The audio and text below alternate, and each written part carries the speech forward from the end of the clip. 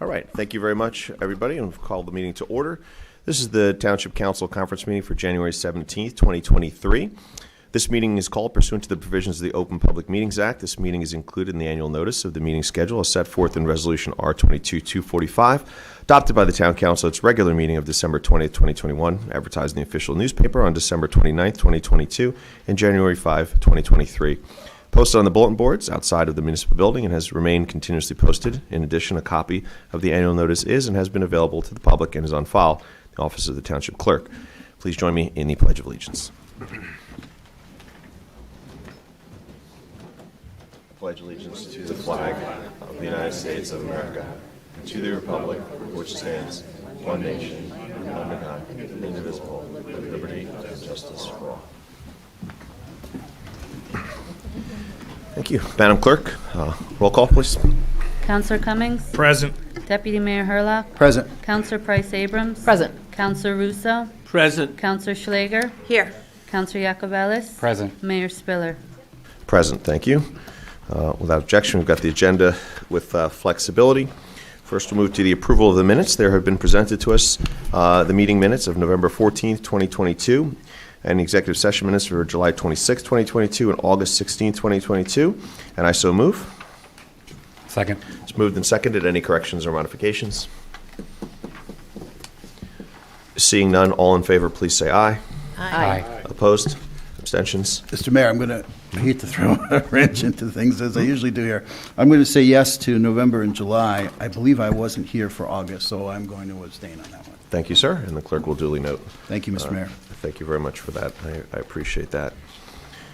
All right, next we're going to move through Mr. Scantlebury. I'll turn it over to you for some of our budget presentations, and I know that we've got, I believe, roughly half the departments to come in today to give us an overview of their initial asks, if you will, and I know there's then time for you to review that, to call that down into a final budget that's presented to us, and then move that process to move forward. Right. So with that, I'll turn it over to Mr. Scantlebury. Thank you, Mr. Mayor. Before we bring up the department heads to speak to their budget presentation, I'd like to take this opportunity to introduce you all to Ms. Alicia Dawkins, who's our new HR director. Ms. Dawkins, would you come up to say hello? Ms. Dawkins came on board on January 3rd. She's jumped in, and she's been doing a very aggressive job, robust job to this point. And she comes to us from Tenafly, from Tenafly. Well, we certainly welcome you and thank you for your work for the township. Thank you. I'm happy to be here. Appreciate it. Yeah, I'd just like to say one thing, Mr. Mayor, because I'm the longest-serving council member. So you won't get bothered much by me, but there's a lot of students that I teach at Montclair State University, Kane, Rutgers. I've been teaching for 30 years. Sometimes they'll come in and say, hey, Councilor Russo referred me. Don't let that hurt them, okay? That's what I'm saying. All right, that's all. Oh, good, good. Okay, good luck. Good luck. Thank you, Alicia. Thank you. We'll be hearing from, in order, the Police Department, Department of Community Services, the Montclair Public Library, the Health Department, Recreation, and Planning. So if we could begin with Chief Conforti. We have our CFO, Ms. Rowell, here, and also our financial advisor, Mr. Bob Beneneke. Welcome, gentlemen, or ladies and gentlemen. Okay.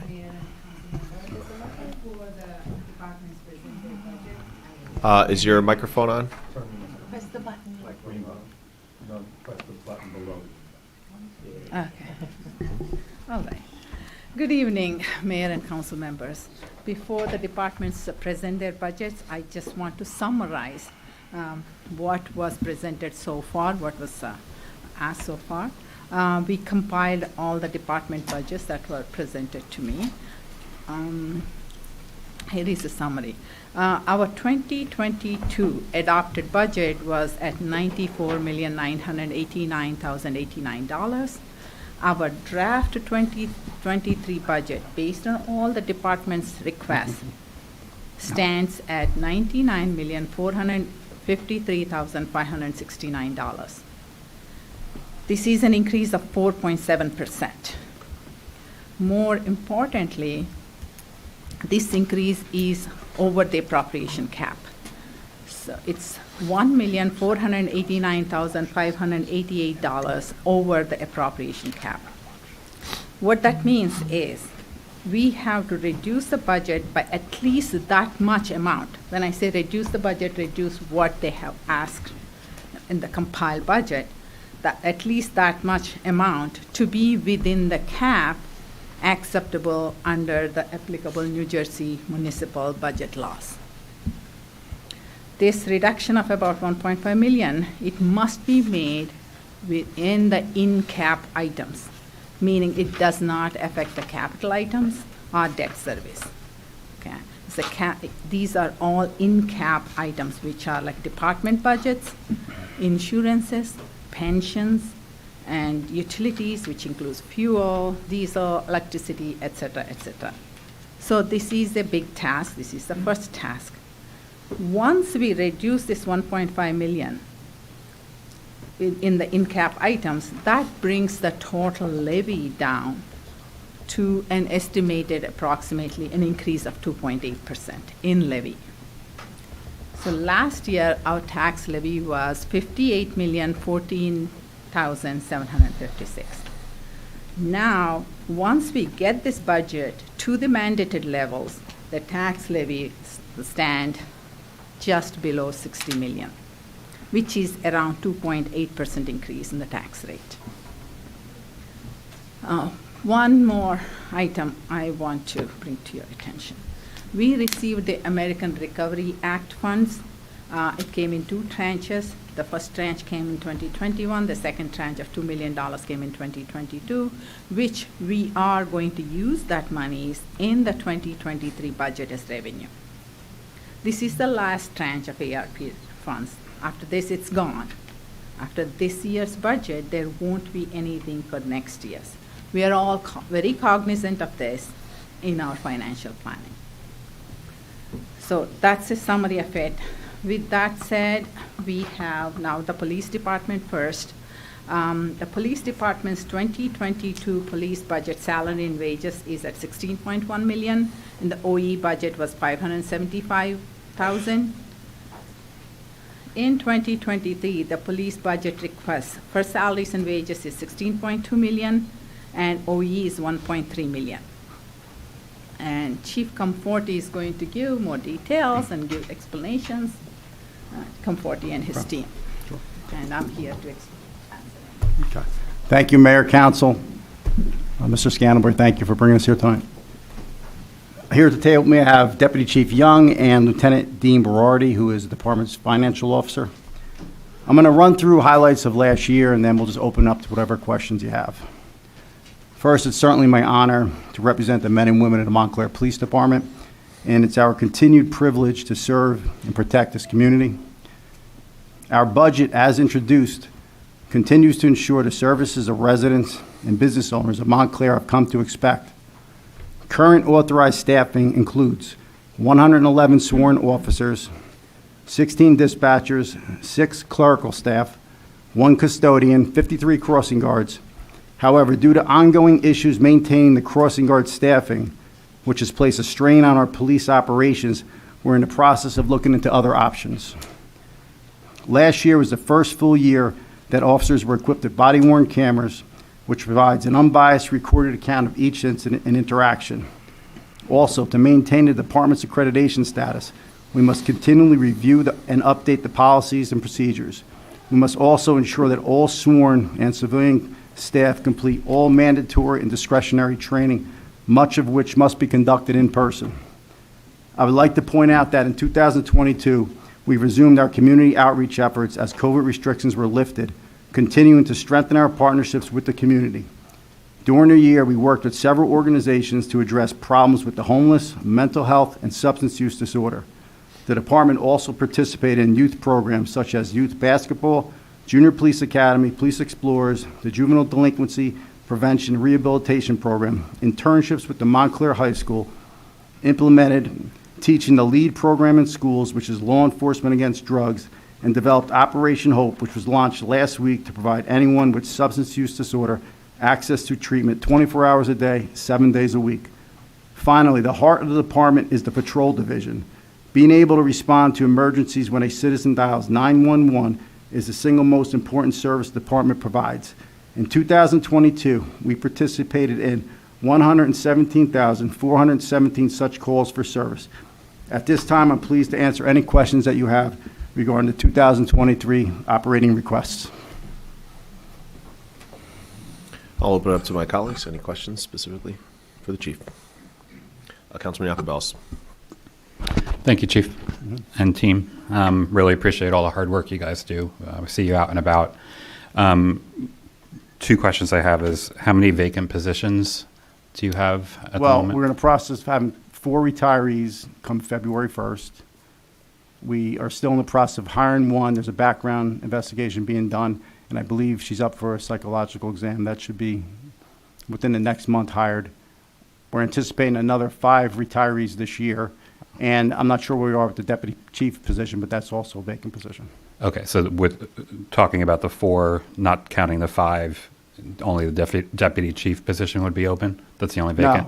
No, the deputy position, I don't know if it's open or not. I've asked about it in the past. I'm not sure if it's open. Okay. We have 111 officers. That's what I was told we're authorized for. We have 111 on the table.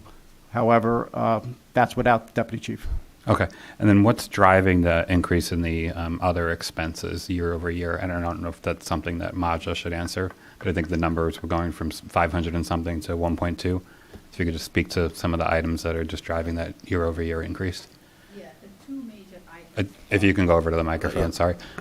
And I'll just plant the seed for the next thing after she's finished with that. Is I just want to just put it out there, and I'm going to say this for all department heads, is this is also your opportunity to just say directly to us what you need to do your jobs. I feel pretty strongly, especially in the context of policing in the town. I think we're seeing crime go up nationwide. I know I've noticed graffiti in places I've never seen it before. I know obviously Bloomfield Avenue and the double parking is a nightmare.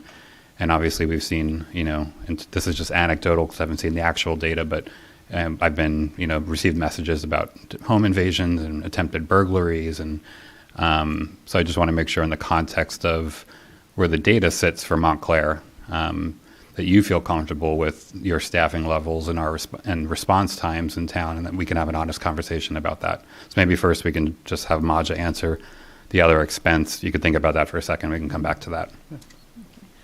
The other expense, the major items are crossing guards are moving from salaries and wages to the OE because we are in the process of subcontracting the services. And the second one is promotional exams. Got it. Thank you. Thank you. Okay, so the crossing guards is obviously an issue that we have, covering crossings every day. And that's conversations we've had all year long. There's at times we have 12 officers tied up, crippling our operations during the daytime. So that's just a real issue. However, we address that going forward. The promotion exam, we haven't had an exam in, I believe, 5 years, and it's time to have a new promotional exam. Everything else on here, we put it together a budget that we feel is very similar to what we've had every year, and it's everything on here we need. I mean, the big expenses, yeah, the building repair, the building's falling apart. That's just the reality. Yeah. The software licenses are just things that we need. So I'd rather sit here tonight and go through item by item and have no questions. This way, when I leave here, I feel everyone's comfortable. I have no problem doing that. So whatever anyone wants to ask, I'd rather do it right now. Well, I would just say, and I'll close out with this, if there was more money on the table, what would you ask for? More staffing. More staffing, and what would more staffing do for you, the Well, department? here's the thing, and you see the traffic requests we get all the time. That's just one item. We get requests all the time for issues like you said with the graffiti, move the homeless. We're constantly running call to call. Last year we had 117,000 calls. The call volume is there in Montclair. I'm not saying it's a dangerous town or anything like that, but we are busy. We are running call to call, whether we're dealing with something as simple as a lost wallet to a homicide and everything in between. That's what we handle all day long. And the men and women they're putting themselves out there every night doing the best they can. But we have the same staffing numbers that we had 30 years ago when I started, if not less. We had 116 officers, I believe, back in 95, 96. We have 111 authorized right now. And town has grown since then. So if you're asking me what we need, 100%, I'd say more staffing. Thank you for being candid. Maji, can you give us a breakdown of what was the crossing guard cost on one side of the ledger to the others? What's the cost that it's being reduced on one side and the increase on the other?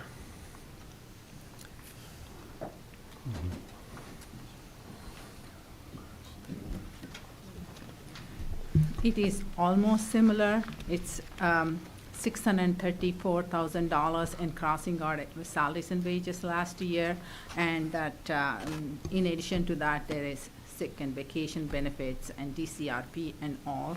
And now for 9 months, we have to budget in the OE, and for the first 3 months is prorated of the $900,000. I'm sorry, how much is that? The total is $900,000, 927 change, and that's a prorated between 3 months as S&W and 9 months in OE, with an estimation that in 3 months it's going to be moved to OE, to a third-party subcontractor, that we went out for an RFP and got the result, and it's mostly operational. That was the reason. So just from a financial, it's $634,000 and now increasing to $900,000? No, 634,000 plus, and the 900,000 is also, you will see a related reduction in their operational costs, where the officers have to be on the street and all that, plus also the operational, like I said. So just to get a better sense, when you say 634 plus, so how much is that plus? Is it 300,000 plus or $50 plus? In the sense of 634,000 we're seeing now and versus 900,000 on the other side, if you can drill down a little bit of what that difference is in terms of how much plus, I'd like to know then what that is. Yeah, sure. I will get what are the captains, sergeants, and other people who are filling in, backfilling for the crossing guards, and I have to get that information to you about that. You know, in approximately last year, how many captains did the roles? Could I jump in a minute? Just here? Basically, the cost is, it's basically killing our operations. As far as cost of us working on the street, yes, there's an impact with overtime, but not to a tremendous amount. Let's just be honest right now. It's mainly an operational issue. And again, it comes down to, do you want us on crossings or do you want us doing traffic details? As the councilman noted, Chief, I appreciate your candor on that because, let's talk about what it is then. If it's a matter of staffing, which is, I know we've had some conversations, we all get it. An officer's, about to go on patrol, and instead they got to go cover a crossing guard spot. Got it. I don't, obviously in that instance, not an increased cost because you're not having time to bring someone else in, but their time is valuable, right? So they're there. But I think it's fair to note then if we're saying that 634 is not that much plus, then it's what's the value of that difference? And that's an investment, right? To make sure that we've got individuals on the street patrolling. But that's what we do have to kind of figure out with these budget, conversations. So I appreciate that. Mayor, if I can. Go ahead. Of course, yeah. Councilman Akbals. If there's a thought for retirees, right, and we all just know what happens with attrition is you save money between the delta between somebody retiring and hiring a new police officer. A younger new police officer is going to make less money than a retiring police officer. So the savings captured from the 4 plus savings captured from the potential 5 retiring this year, if we could just see I would love to see the calculation of what that would be, and then the cost of an average police officer. So if I can see that comparison, I think that would be helpful. Sure. I will provide that. Councilman Schlager. Yes, thank you, Mayor. This is a nice opportunity to sit here to ask you questions. Sure. And I appreciate that and all the work that you do. If you could touch a little bit further on what you said about your building, your facilities. Sure. I did notice for many, many months on Valley Road that your entrance had yellow tape on it, that an orange cone. I guess it was closed. Could you tell us a little bit about? Okay, I mean, it's no secret. The The building's, building. it's an old building. I believe it's over 125 years old. Every day there's a truck out there that's doing work, whether it's electrical, whether it's the plumbing, whether it's the air conditions going out. And I hate to bring it up, we've had a rat issue this summer. As far as what you're talking about with the building out front, we have issues with the structure, and we've had that looked at because we've seen pieces of gravel and rock falling down on the building. We've brought that obviously up, but we're just looking into everything. The building's old. It's It's a lot of wear and tear. You have 111-plus people coming in and out every day. And the court's in there as well, so it's Oh, right, it's yeah. a busy building. And the public, yeah. And then part of the building's condemned from past storms, so if you go to the basement, there's mold and asbestos downstairs, if we're gonna have an honest conversation, which is sealed off. Wow. Upstairs by the gym, we recently had some abatement up there, so yeah, we have a lot of issues in that building. There's no secret. Wow. Okay, thank you. Any other questions? Yes, Mayor. The building is that old, Chief. I know the clock was not working when I was first elected, and my wife, who's here tonight with me, got the bank. It was a community bank, I think. She knew the people who ran the bank, and they gave us $2,500 to fix the clock. But obviously, we need to fix the building. So, Christine, can we come up with enough money for a new building? But I think we're planning to do that. That's what I wanted to interject here, because I think there's a plan to move you out of there as soon as we can develop something new that's modern, safe, and then that building or property might be sold. Or am I talking out of turn here? Because I think that's something you know, or you should know, that we're trying to get you a whole new facility. Well, let me just jump in for a minute here. We're not complaining about the building. We're used to it, we deal with it, and we work in whatever condition. As far, I've heard this for many years, though, Councilman Russo, about 30 years we've been getting a new building, and I hope we do one day, but I've heard that many times, so that's just the reality. We're used to it, we're not complaining. The question came up, and I appreciate the question because it's never asked, but that's the conditions we work in over there.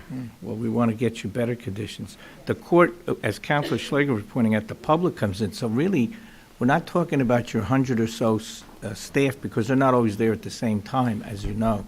But the public is continually in the courts. And the courts operation is another problem, because then the public, is exposed to any of the problems you're talking about. I'm shocked to hear about the rats, but I'm really not shocked. I mean, the problem is that we need to do something as soon as possible for that. Now, on the staffing end, I can't talk too much tonight since I fell last week at the high school. That the sidewalk needs to be fixed in front of the high school. We need to give you enough people to do a good job.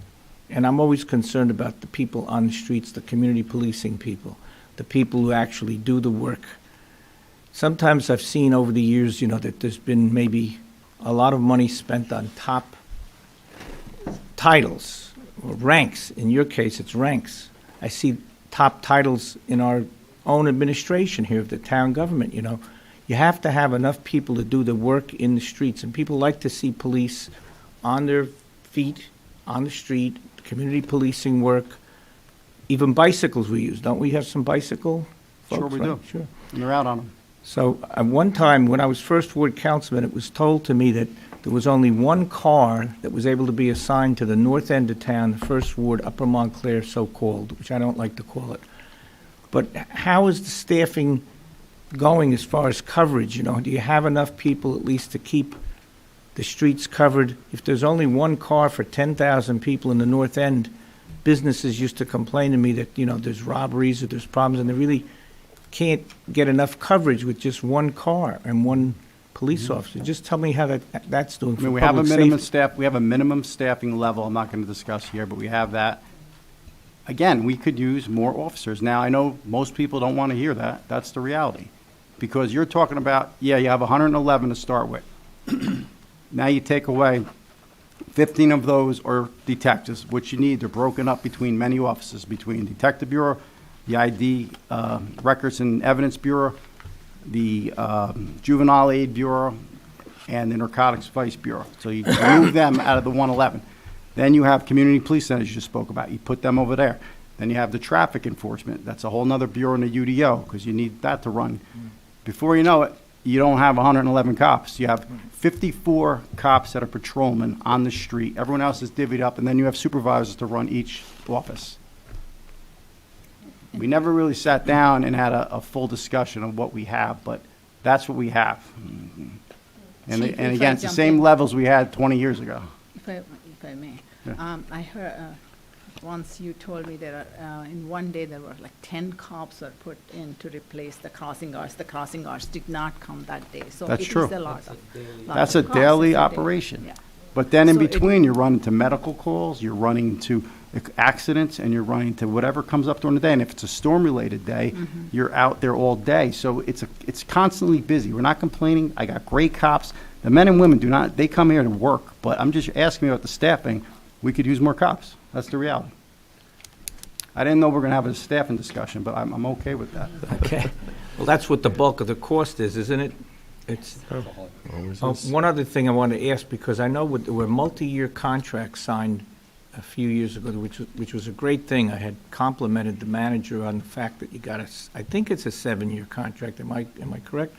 And that gave some stability, the knowledge of how much you're going to have each year in the budget. So it makes it easier for you, makes it easier for us, and for the staff. Is that coming to an end, that 7-year period? Are we going to have to do negotiations in the future? Or? I believe the SOA contract is sometime around 3 more years left on it. The PBA maybe has 2 more years left on the contract. I'm not sure. PBA is end of 2024. Okay. Do then you they have- feel, though, what I want to get from you, Chief, is it best to have that longer contract? The unions obviously agreed to it. I thought it was a great thing, but somebody said to me, gee, you're locking us in to certain salaries way down the line, 5, 6, 7 years. Better to do every 2 or 3 years, and you can adjust. Do you feel it's helpful as a chief to have a longer contract period? I absolutely do. It keeps at least morale up, knowing that they're going to get a guaranteed raise come January because they work very hard. Yes, I do. Thank Chief, you. quick question in terms of staffing. I remember a few years back, I can't remember exactly the number now, you probably know better than me, when we switched to the Pittman schedule, right, to get more officers on the street, at a cost, with an overtime overlap cost, I guess you'd best describe it. How does that functionally impact what people would see in terms of number of officers on the street in any given time? I remember before that, it was very, I'm not going to say sparse, but, it was very limited in terms, but moving to the Pittman in effect increased numbers without increasing numbers. Can you explain a little bit of that and how that impact They has are, been? at times of day, there is more cops on the street with that schedule, just the way the overlap comes. But what people forget is, aside from what I spoke about with the staffing levels, you have people out on family leave every day. You have people out on injured.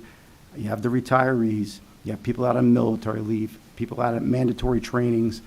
So you take all that away, you have less staffing. As long as we maintain our minimum staffing, that's the main thing. But the Pittman schedule, yes, it's been a benefit at times during the day. You're going to see more cops, but the reality is there's always going to be people out for various reasons. That's just the reality. Okay. Councilwoman Price Abrams. Thank you, Chief, and everybody for being here. I'm just really trying to follow some of the implications of the conversation. So what do you think the net effect for staffing is going to be once if the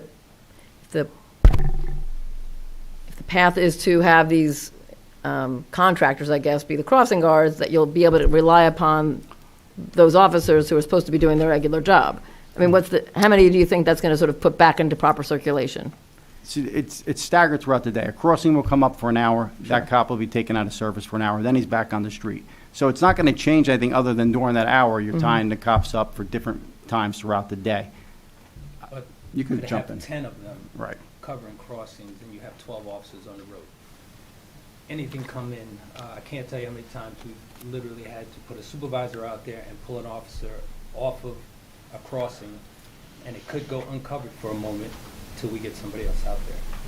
And it works the same way in dispatch. We're short dispatchers, and we always have officers working down in dispatch to cover. Yeah, I was gonna say that. shortages there as well. And this is a trend because of COVID, or this is a trend in terms of, I mean, Well, since COVID, we saw problems around other towns that's similar. For some reason, people weren't showing up for work. right. A lot of them are older. A lot of, for whatever reason, they weren't showing up for work. I'm not sure why. It's hard to keep crossing guards in Montclair. And then the other point that Deputy Chief just mentioned, the dispatchers, very difficult job. We're authorized for 16 dispatchers. I think right now we have 10. We're constantly filling that spot because of 2 reasons. One, the good ones want to be police officers, which I don't blame them. And then it is a very difficult position. So a lot of them realize they come to Montclair, they think it's some small town. They get here, no, it's not. It's a busy town, and they can't handle it. So we're constantly filling that position as well. And then when we can't fill it, like Will said, if a dispatcher doesn't fill in, a police officer has to fill in. Someone has to pick up the 911 call. So we're constantly juggling that back and forth. Thank you. It's a Potentially- 24-hour service, so we're constantly moving things. That's just the way it is. Potentially on both those fronts, Chief. I mean, it would seem maybe we should also be looking at the compensation that we're offering for either dispatch or for crossing guards in terms of, if you can't, I always know how the supply-demand, models work, right? If you pay enough, people will be in a position. And certainly if we've got a higher paid, we all know this individual having to fill in and take them out of a space, as you noted, it's cost effective to increase a pay, of some of those positions and get more stability, right, in terms of who stays longer as well. And I know, Deputy Chief, you were looking at too just the number of individuals in crossing spaces just to see if we needed all we have. So maybe we could also, as part of that, Reduce the number of crossings over the last 18 months or so. Yeah. And we have some current studies going now to reduce it even further. So that might be a space to do a further deep dive. I'd love to look at that too then, because, if we're reducing the number, right, and getting that down, and we're still seeing 900,000 versus 600,000 at the higher number than before, I'd love to see how the apples to apples looks and see what is going to work for us best, and maybe the dollar amount in terms of how much we're paying these people If I may, is the piece, or some other things. If I may, that's 927 is not set in stone. It's depending on the number of crossing guards we use. Pay for what we use. No more than. Right, and I'm assuming you're anticipating that based on the reductions you've put in.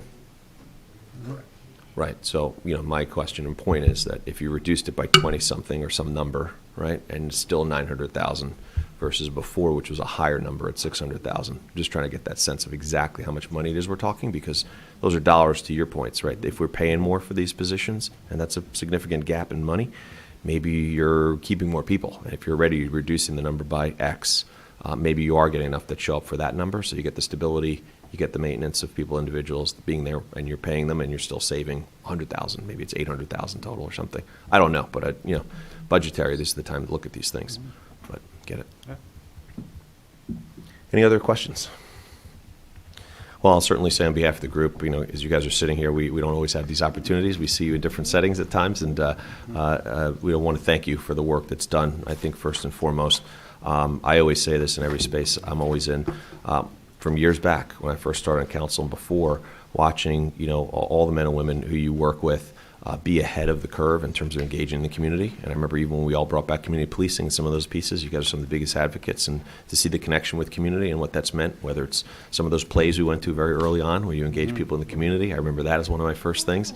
And some of the other things too, when engaging with the community wasn't as top priority in some spaces as it is now. You guys were always doing that, and I think that pays dividends long term. So we all thank you for your service. We appreciate it. We appreciate the honest conversation around the needs here, and certainly we'll try and balance that in a budget that needs to be cut by $1.5 million, as was noted to us. We'll try and figure out how we get that math to work out. So we'll figure it out, though. But thank you very much, gentlemen. Thank you. Appreciate it. Thank you, gentlemen.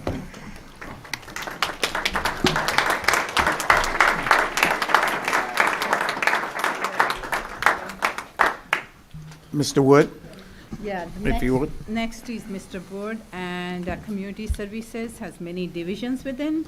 DCS admin, street repair, storm sewer, traffic, central garage, building, parks, shade trees, refuge and recycling. Most of their budget is around S&W because it's manual. Many of the work is people-centric. In addition to these items, DCS is also in charge of utility expenses like fuel, gas, electricity, street lighting, everything and anything, right, Steve? I'm finished. She took everything I had to say. I'm sorry, She's taking my spot over here. I'm used to standing up over there, I'm sitting down. Good evening. Good You know evening. what we do, you know how we do it. Most of it, we tried, as every year, keeping our budget very, very tight, very, very conservative. I know that what you're up against every year with your trying to get an overall budget. Our increases are due to things beyond our control, contractual salary increases. We have, like everyone else, major expenses with vehicle repair, equipment repair, maintenance. You see that at your houses. You see that with everything you're buying these days. So our cost increases are salaries, contractually. Vehicle and equipment repair have gone through the roof. When you can get parts, you know how it is getting new vehicles, new equipment. Even when you approve things, we don't get them. Not for your fault, but they're not available.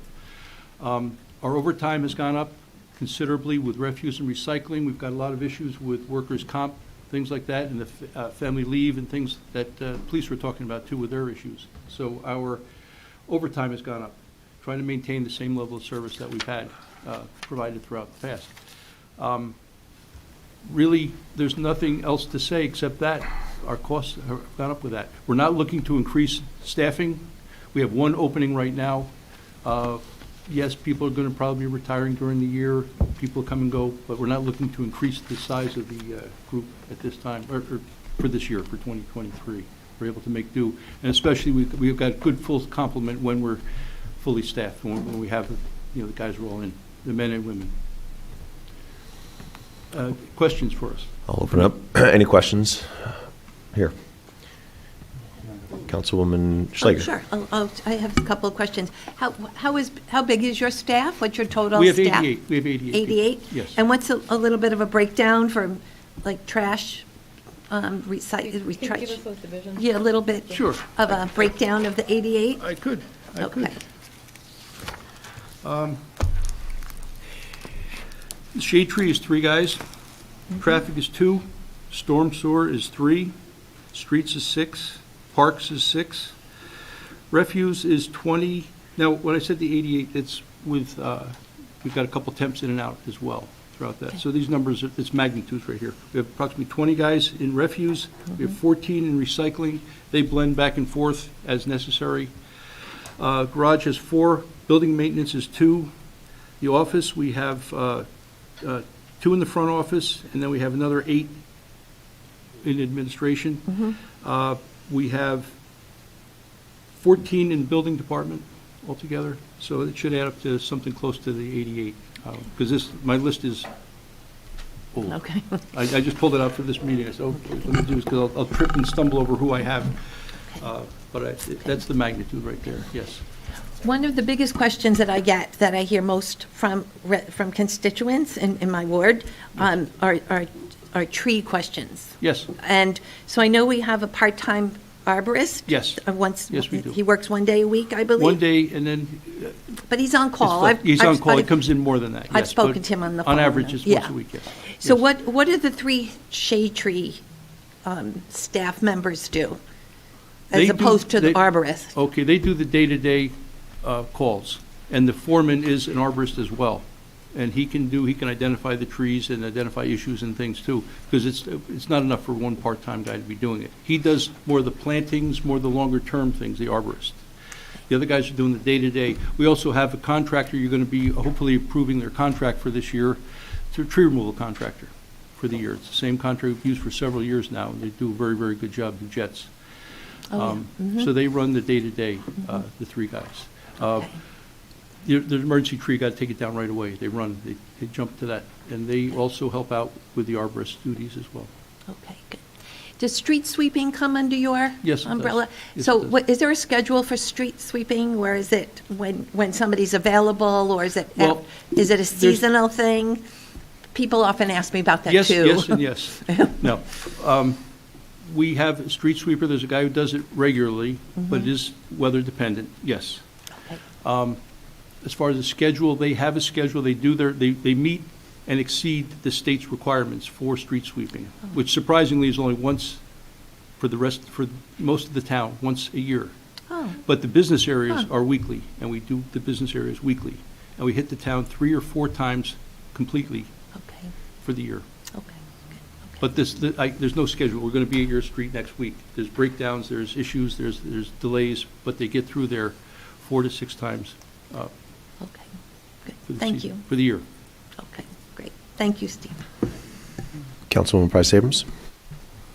Thank you. So stormwater, I know you mentioned, is one of the key things, and it's just an area I know that's raging in a sense. Yes. There's a lot of Yes. question about what's come up because of the severity of storms and whether our infrastructure is properly suited to it now. So is there some piece of the budget that's an increase for that area? Can you describe maybe some of the current activities and what you see needing to do in the next year? Well, we've done some evaluations, and we're looking to get direction on where the township wants to go as far as prioritizing these different areas. We've met with you and Councilor Iacobellis out in the field several times and gone through, and we followed up from our end. We need to get together with you to see where the priorities are, where you're getting the most, concern and that sort of thing, because the areas are stormwater, the channels silt up, they just clog up. They don't have the same capacity they had 10 years ago, 20 years ago. It's just natural. Streams meander, debris clogs up, all types of things like that. So there is maintenance that's done and maintenance that's required. And it's expensive. We put money aside every year in the operating budget, not the operating budget, excuse me, the capital budget for just miscellaneous stormwater repairs as necessary, not for named projects. And then we have money that was put aside last year that needs to just be identified where we're going to go with it, and then start working on that. So was there some additional budgetary request to do an enhancement in that regard, or it's really just in a similar way to what you've done year to year? Not for 24 because we didn't, not for 23 because we didn't expend the monies that we appropriated in 22. We need the direction for that, and we can get that going. Because every year is always a tight year, so we didn't want to just put money in there that might not be used right away. Okay. I mean, I guess we'll get some more detail on that. To be fair, though, there is other money in drainage. You see one tonight for a major drainage project. So there's only so many things, only so many projects you can do. That's the major one on South Park Street. It's on the agenda for tonight. But that was in the nature of something that was under an emergency basis that we had to go repair, am I correct? No, this is That's the planned one, okay.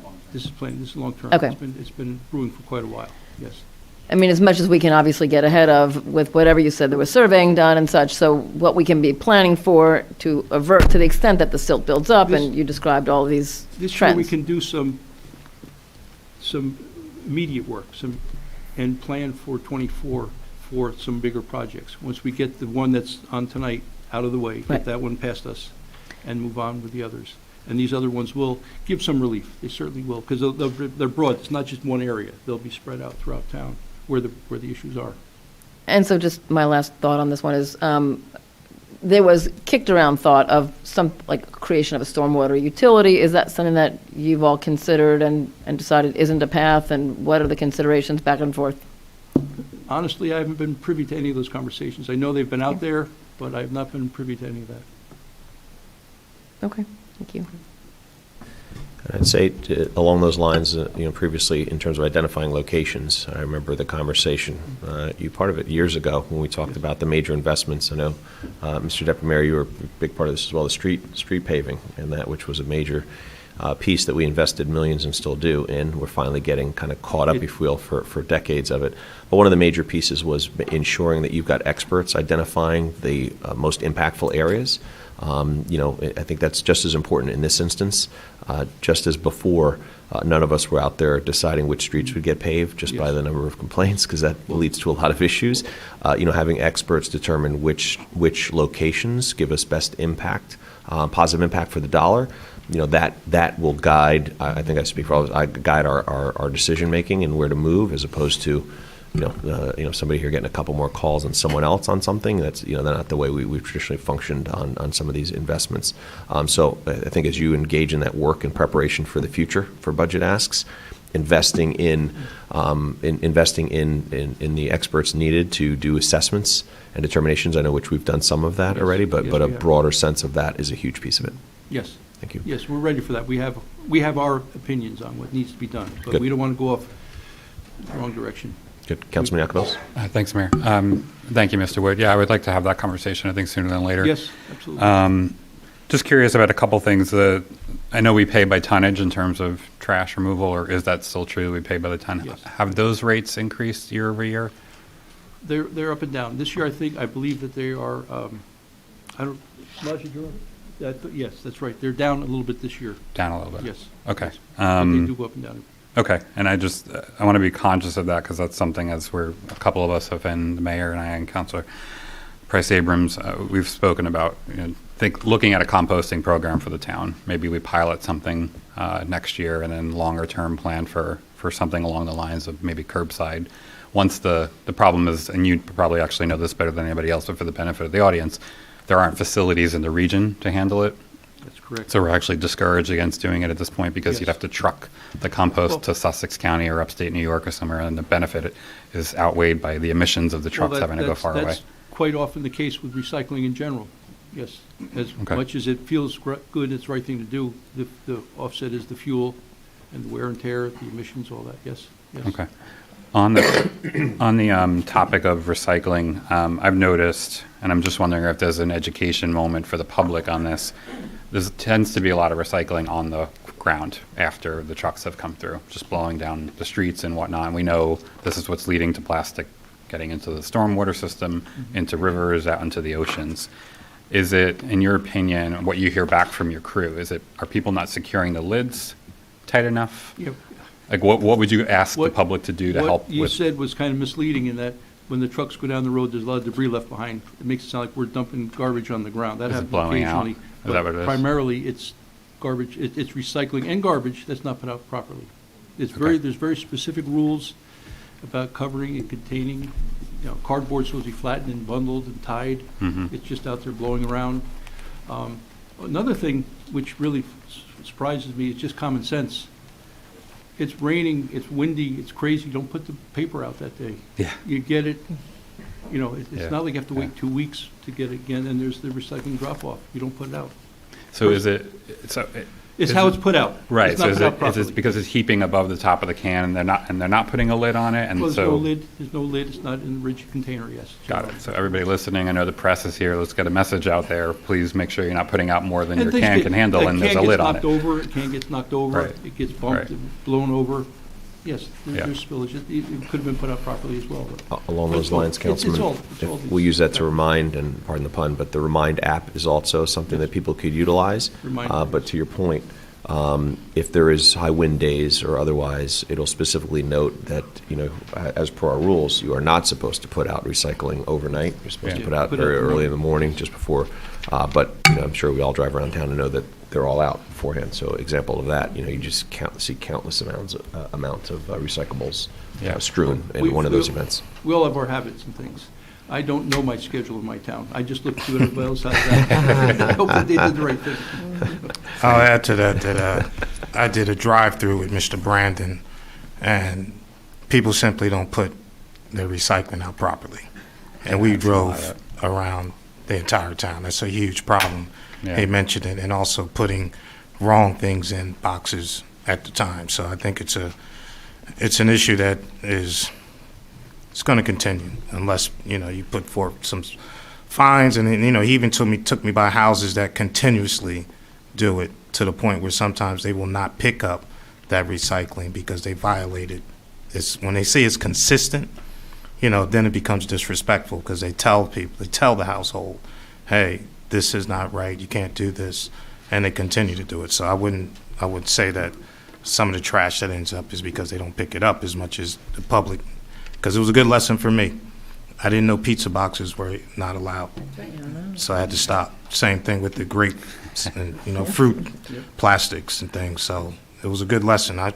You guys should try it one time. Take a Yeah. ride with them. You're all welcome to do it, too, yes. Thank you. Yes. My last question was just about snow removal, Yes. just in terms of the severity, intensity of one storm getting hit at once versus it snowing 3 or 4 times in a week. Do we feel like we've got the staffing to be able to handle the Well, more sort of spread I out? can say for certain, we've been perfect so far this year. Well, we have supplementary snow plowing services to help out Okay. with that. We don't call them in for salting. We can handle that in-house completely.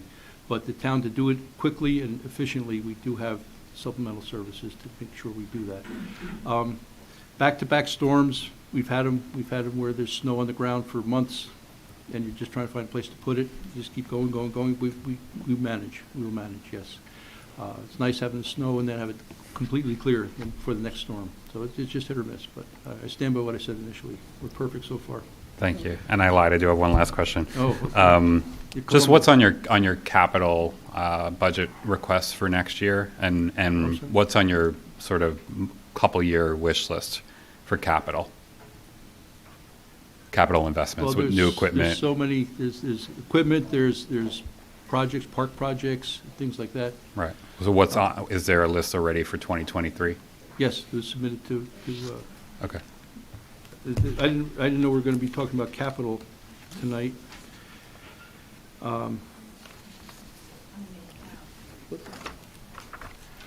We're trying, what? We're looking, I've got it right here. Yes, yes. This year, we're looking for, first, another garbage packer, $300,000. They take a couple of years to build and get. So we're still waiting for one from, we're going to get like I joke, we're going to get a 2019 and 2023, packer.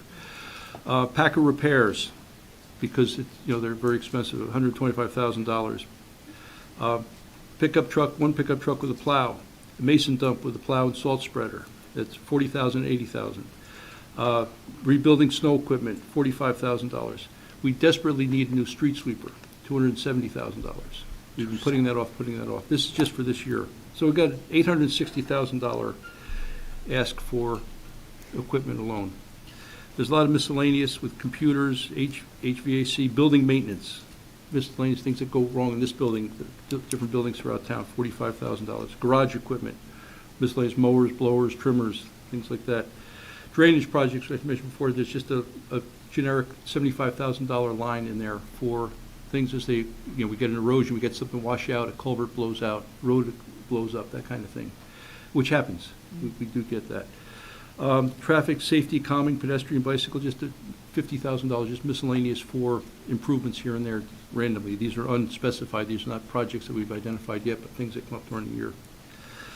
Sidewalks, retaining walls, curbs, catch basins, other $40,000, just miscellaneous issues. And we use this. This is not just pie in the sky thing. These are used. There's so much, 82 miles of municipal roads. There's 6.6 square miles of town. There's a lot of stuff going on in here. We have just a generic miscellaneous park roofs, $25,000. That's for unanticipated bench repairs and odds and ends and things like that. Some pathway fixes here and there. Valley Road Fountain is in there. We talked about that. That's put in there. The pools, miscellaneous pumps and motors and things like that are unanticipated failures. Pool plastering and deck replacement. That monies were put in, additional monies were put in for that. Tree planting, takedown, $500,000 for the year. That's for removal as well as plantings, and that's plantings. We're putting 500 trees a year. We try and do 250 and 250. We've got, what else we got? This is just for this year. And then we've got a $3 million capital for street projects this year. It's a big item. As we said before, we've made great strides with the streets. The past several councils, as well as this council, have been very committed to it, and it's really paying off. It's something that the public sees, the new curbs, the new paving. And we're really catching up and coming to the end as far as the curbing. We're getting very close to the end. And paving, it's always ongoing, because the roads just don't last. With the chemicals aren't as toxic as they used to be. Things are more environmentally friendly, and the roads don't last. They just don't hold up as well as they did in the past. Okay. And I think this is more of a comment than a question, but, Councilor Schlager and I were talking about wanting to make improvements to Watchung Plaza Park as well. That was in, that's not on my list, but yes, okay, so sort of broken up amongst the other categories. Maja has that, yes. Okay. Thank you. Thank you for everything. For the tree piece of it there, I know we always talk about the breakdown of removal of the trees versus the planting of the trees. Yes. But another one of the big things is also, weather permitting and some of the other things in terms of planting of those trees. Where are we in terms of even the budget from the last budget towards plantings? How many of them were we able to get done, and how much of that budget did we use? We used up the entire budget last year Good. for that. We always leave a little bit of seed money in so we can hit the ground running for the takedowns. Tree plantings you have to do that, but the removals are safety hazards, so we have to have money to take that down January 1st, January 2nd. We're not going to be doing any plantings until the springtime, which that's going to be coming up. We're going out to bid for that right now for the spring planting. Last year, with budget concerns and things, we weren't able to do the spring planting, so it was awarded late, too late to actually dig the trees and plant the trees. So it was held and it was done in the fall. And with that, the fall planting was reduced in size, just because it's too unwieldy. You just cannot get that many trees. No one can supply that for us. We've tried multiple vendors. We tried breaking it down into smaller groups so we could award it to different people, but it just goes, the 250 is what works each time. Got it. And certainly, I think we know that there's some benefits to the processes was delayed last time, and then some, negatives, of course, that being one of them. But I know that we do always want to make sure we're keeping up with that, Yes. Putting the Environmental Commission liaison hat on there, always making sure those are being, Yes. planted. We have a lot of removal for a lot of reasons, and we know we see it with a lot of things right now causing removals for a number of years. So really making sure we got that canopy is a huge piece there. So thanks for the work and continued efforts and budgeting around that. That's just as important. Yes. Yeah, appreciate that. Any other questions?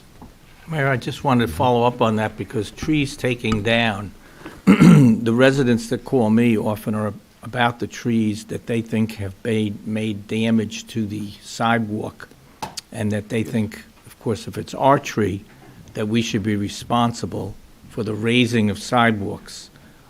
This is just an issue that came up, with the residents of Gray Street that Councilor Schlager was dealing with. What do we have? What is the policy to inform people, and how do we deal with this? Because people often think our trees, which is only the part from the curb to the sidewalk, have caused the raising of a piece of sidewalk, which causes people then to trip, like I did recently. What is the policy? Is there something written? Is there something that's Well, the code, by the law? council's- the law is the homeowner is responsible for the sidewalk, regardless of what caused it. So the township, if the township tree raises your sidewalk, you alert us, or if we're aware of it, we'll alert you to it. And the homeowner will remove the sidewalk. The town will examine the tree, see if the roots can be shaved so the sidewalk can be replaced, or the tree has to come down, or the sidewalk can be dodged around the root. But the onus is on the homeowner. That's per ordinance. That would have to be changed by council. So it's the responsibility of the resident, even if our tree caused the problem. Yes. Okay. Thank you. Well, as said previously, please also pass along to all the men and women who work in your department and all the different job descriptions. There's a lot of work there that you described in many different ways, and certainly often, no matter the weather or whatever else, your team is out there doing the work. Often, while many of us are bundled up warm and trying to sit by the fire. So, I want to say, on behalf of the full council, please pass along on behalf of the community a big thank you for the work that they do. Thank you. Thank you very much. Thank you, Steve.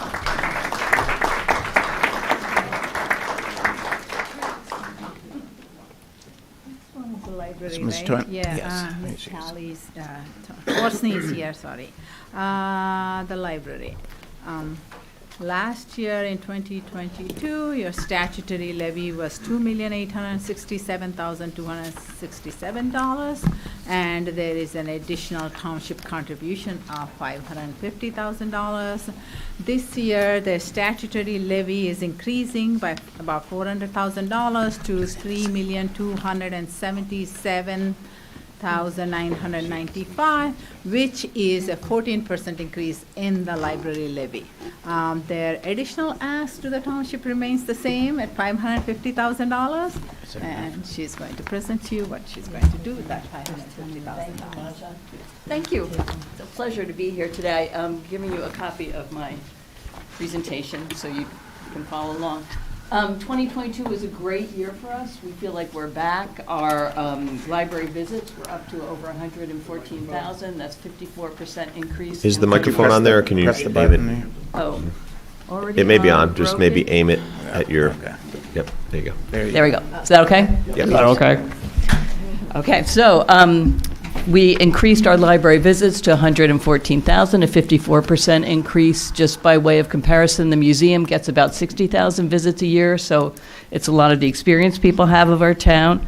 Checkouts were 340,000, that's up 80%. I'll spare you the details about the different categories, but it's very interesting if you're a librarian or a reader.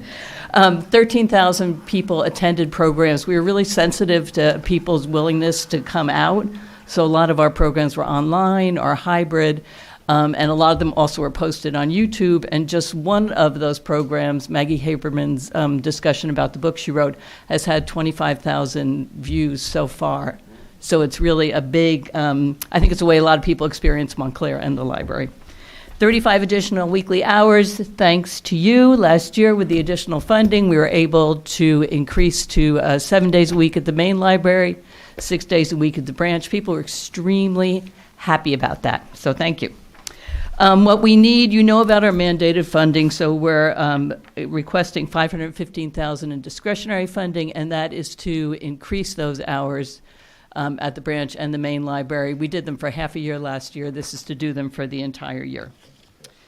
Like everyone, many of our operating costs went up. The inflation has been crazy, of course. We just got a paper delivery, a pack of paper that was the exact same thing we ordered 2 months ago, and it was twice as much. So we're all experiencing that. We're all experiencing the dramatic rise in healthcare benefits. That's been a big struggle for us, and now more than half our staff actually are part-timers in order to be able to meet the expenditures, which is great. They're great, but there's obviously a lot of turnover. So that's why we kept our discretionary fund the same as last year, because we know everyone's going through this. Our plans for 2023, we're going to continue to grow our programs and services. Really, month to month, we're getting more involved, getting more people in the library. It's very exciting. We're going to remain open 7 days a week, 6 days at the branch. We're going to increase our community involvement and outreach. We have 2 big community reads planned for this year and an even bigger one planned for the next year. We're working with community organizations to amplify what they're doing and bring people into the library. We've got a lot of innovative programs started. We have story times now in 5 languages, and people are coming as far as from Brooklyn to listen to stories in Portuguese. It's wonderful. So I'm very excited too. We're doing a 3-year strategic plan. Jeffrey Borshoff, who is on our board, is leading it. And I think that will really help us to have the kind of shared vision, and not just shared with the library community, but shared with the town of where we're going. And we're going to include capital plans and maintenance plans. And I think we'll all really be moving in a great direction. The board has identified our 2 most serious building issues, and like everyone, right, we've got old buildings. The 20-year plus HVAC at the main library, we're particularly concerned because we're a cooling and heating center, and we really want to meet that obligation. For a lot of the summer, we had most of the lights off in the hopes that the air conditioning would last, which it did. And for that, we don't have the funding, but we're looking for a way to get the funding and to at least replace the chiller. Water damage. Janet, sorry, what's the cost on that? It's about $200,000. Okay. The water damage at the branch, we have $140,000 in capital funds that the township gave us previously, so we're going to use that to address the most serious ones, which is likely the flooding in the lower level and some of the roof issues. We're not just waiting for the big changes, we're making very small changes, but which people really appreciate. Like we're moving furniture around to make things better. We refinished the branch door. We have better signage. So we're really just trying to make the library work better while we wait and work towards making these bigger improvements. And we're also examining all of our contracts and our procedures and our vendors to make sure that we're getting a really good value for the taxpayers. And we've already made a lot of changes that have helped. Income, I have the numbers and then a chart for you who are chart people. We really aggressively fundraise for grants, and the foundation, of course, is our buddy, but those funds are not guaranteed. People don't want to fund our major costs, which are building, repair, and staffing. So we, like all public libraries, really rely on the township for support, and that's particularly clear in the projected income graph. You can see the township is 86% of our funding.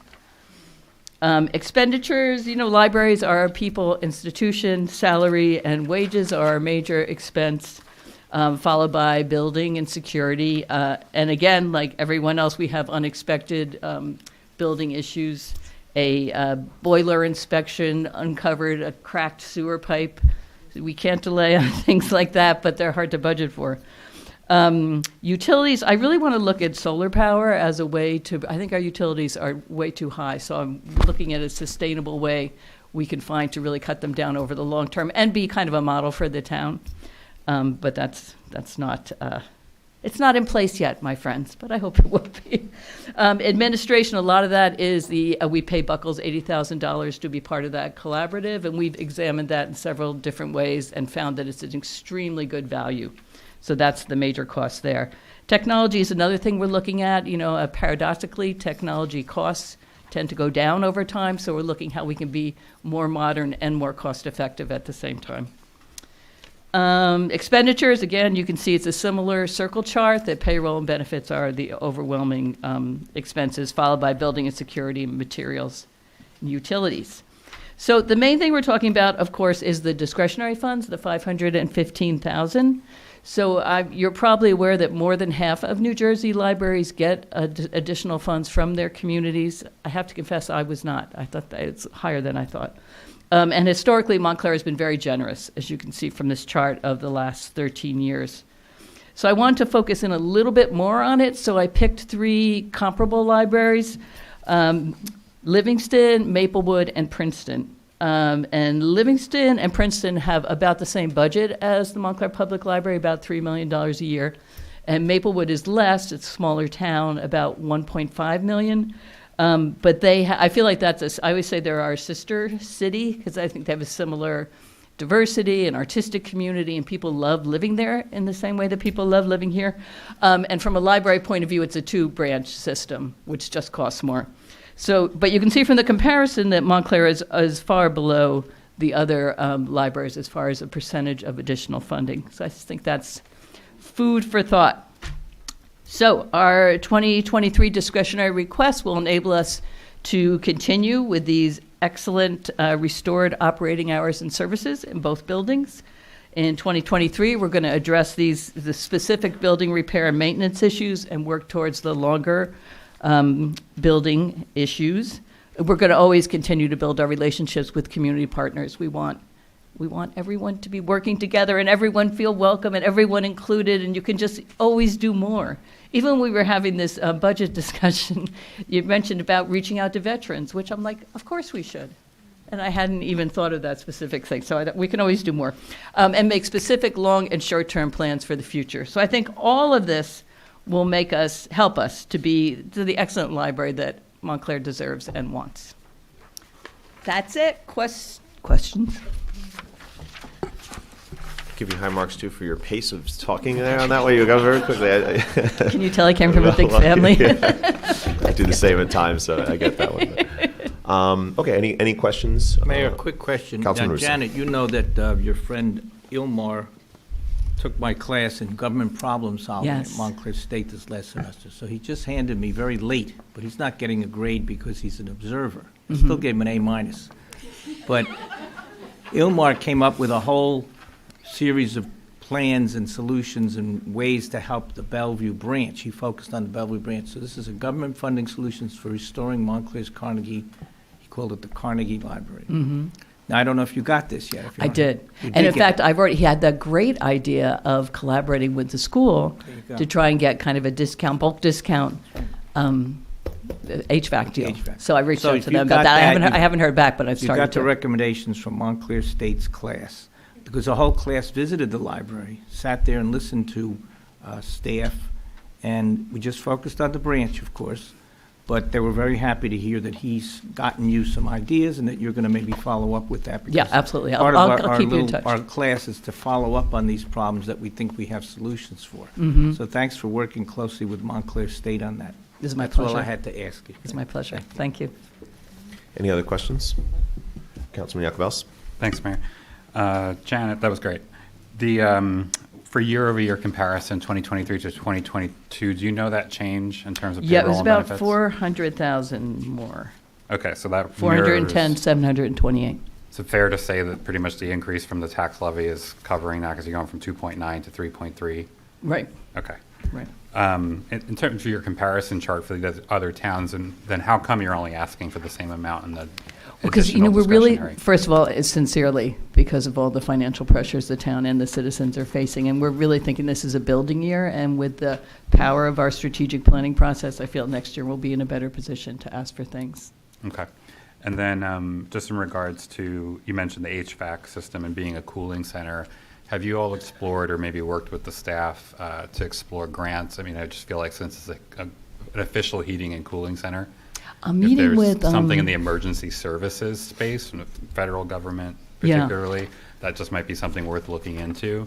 whatever we can do. And I know Mary Packer's here from the foundation, and they do a great job sort of helping raise They sure do. additional funds outside of all of this as well. But I'm just wondering if there's a sort of, all in, everybody pitch in towards getting a new HVAC system. Right, so because- I think that's one of the reasons the board identified that as a real goal. And I know we've talked to Mikey Sherrill's office, and I'm talking to Tommy in the planning department Yeah. on Thursday Okay. about CLG grants and other grants, so, yeah.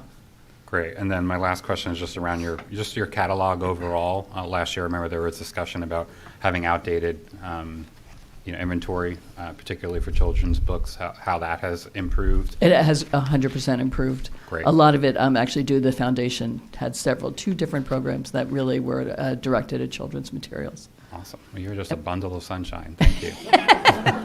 Love it. I can get mean. Councilwoman Price Abrams? I'm not sure I have a question at the moment. I really just want to acknowledge that since you came, Janet, just, again, the tenor and the ability, the collaboration, the way you bring people together, I just want to acknowledge it and thank you for that. And, you noted so many different kinds of partnerships in the course of this. And, I know that that's what leveraging does and just how you continue to grow something. And again, you're thinking HVAC and, Councilor Cabela's just had a good idea on that, but you're sort of already on top of it. So I just think we're very lucky to have you at the helm and thinking. I know we have your president, Joanne McCullough, over there, so I want to acknowledge you as well and the partners of the foundation. So just thank you for what you're doing, and we'll look to see how we can, best continue to support Great. the good Thank work you. you all do. Thank you. Hold on one second. Any other questions? No. Seeing none, we also want to thank you for everything Thank you you, do, Jeff. so appreciate that. Thank you very much. Library's Thank you. We are almost done. We have two more departments, 2 or 3. Health is the one next. Health department is in charge of health, senior services, nursing, and animal control. Yep. And, Mr. Costello, before you start, I want to thank you for holding down the position as the interim director so steadfastly for a year and a half. Half my hair, I had like half the hair I had when I started. He had a full head of hair. And we're in the process of onboarding the new director of health, and they will be on board as soon as the pre-employment process is complete. So if you can just hang on for a couple more weeks, we would appreciate it. But I want to thank you for the time you put in and for the work you put in. I appreciate that. No problem. It's been a rough couple of years, but we're getting through it. Thank you very much. We are going through it. No problem. Really, you helped me a lot. Yeah. Is he good? It's not much difference, except only one short-term employee is more this year. That's for Edgemont House. I'm sorry, could you talk? Part-time. Part-time. Part-time. Yeah. Just try to talk better into the mic, please. Sorry. Thank you. Yeah, there is not much All right. difference. Yes. Okay, there is not much increase other than the contractual increases for the health department that they requested. The only increase is an additional part-time employee and under senior services working in Edgemont House. Yeah, so like typically, we have a lot going on, but we tend to keep a tight budget where we are too. Most of my asks, actually half the asks in here are just more either transferring of funds that were, something that was paid for by old grant money and now has to come into O&E, or, what else we have in there? Or just inflation. We have for us, our vet costs have gone through the roof. So the animal control in our contract with Cameron Animal Hospital, I asked for an increase of $7,000, which I tried to keep it low because it was actually probably a lot more than that I should ask for, but I didn't want to go too far up and then I have to actually issue an RFP because I hit it right below the RFP number because I don't want to lose Cameron Animal Hospital as our vet of record because they've been amazing for us. But again, we ran our money for that contract in June. Thank God for FOMTAS. They're an amazing organization, and they actually covered about at least over $13,000 in bills that we would have had to cover the rest of the year on our end. So that was great. So who did you say covered it? FOMTAS, Friends of the Montclair Township Animal Hospital. They're like their fundraising arm for us, and they're awesome. So they've been great since last. I met them coming into this job, and they've been nothing but helpful and helping our shelter when needed for certain things like that. Let's see. So that was the big one for nursing. We used to have a fund that was old grant money that finally ran out, and we were paying our project our senior services coordinator's salary and fringe with that, and also our vaccinations, like our for flu every year for flu. So that finally, unfortunately, ran out of money. So I just had to transfer.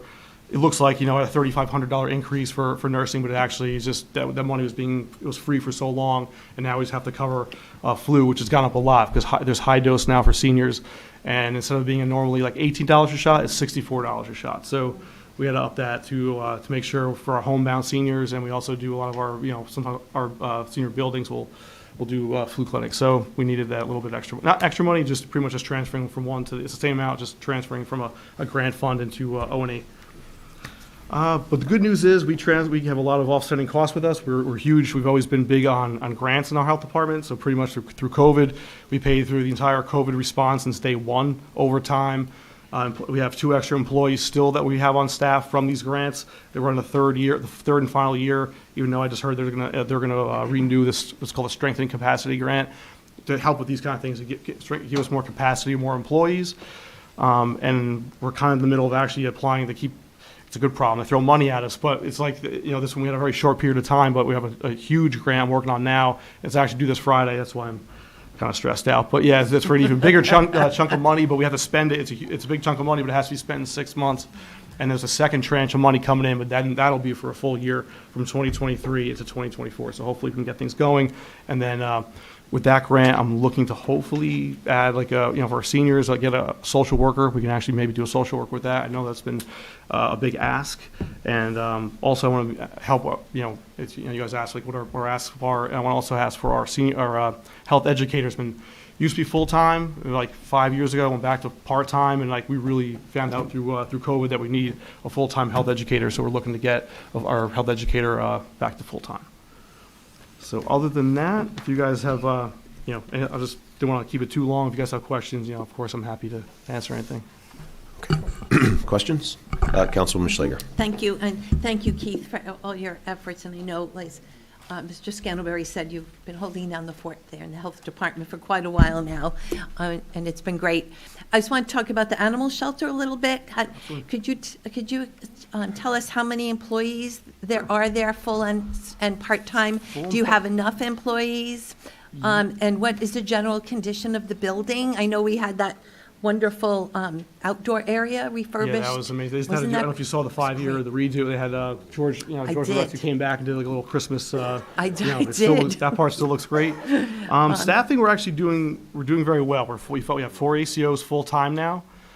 We contemplated switching one to do a full time kennel attendant. We have staffing, but kennel attendant's one of those positions. It's part time. It's hard work, and so you talk about cycling through people. Poor Liz is constantly constantly interviewing people because we have enough there, but they cycle through. It's like it's an hourly, no health, no benefits, and it's hard work. It's loud in there. It's loud, it's smelly. You're cleaning cages, so it's tough. So finding good people, we were thinking about doing a full timer, so to give them more buy-in, but it was just too hard because then you have to open up union contracts. When previous administration was here, he said it was just too much of a, not now. So we hired another ACO, so now we have full-time ACOs, 4 full-timers. So part-timers, it's kind of split. The part-timers are 28 hours, but with some people, we had to get creative. They only want to say 14. So we have one position split in 2. So we actually have right now 2 people doing 28 hours a week and 2 other people splitting a 28-hour week position. And we have one 28-hour week position open. And we've been trying to fill that now for 4 months. It's hard. People come up, don't show up to interviews, said they're going to come. It's been really been tough. That last one's been really, it's been hard, but we're working on it. So it's still out there. If you know people, send them our way. Now to answer your question about the condition of the building, it's doing pretty well. I just brought them to the 21st century. We got internet in there now. They're working off of MiFi's in there. So now with the help of ITs behind me, we got the building wired for that. We got a new copier in there. with more capital going in the future, we didn't get to finish the whole project, so we want to get cameras for security, and also we're going to do where they can use their ID badges to get in the doors. We just didn't have enough capital to finish the whole project, so that's going forward. Brand new truck this year. I got in just under the wire. The first thing I had to do when I got in here was like, they needed their truck was dying. So Rick at the garage, we got a new truck just in time before getting cars was impossible.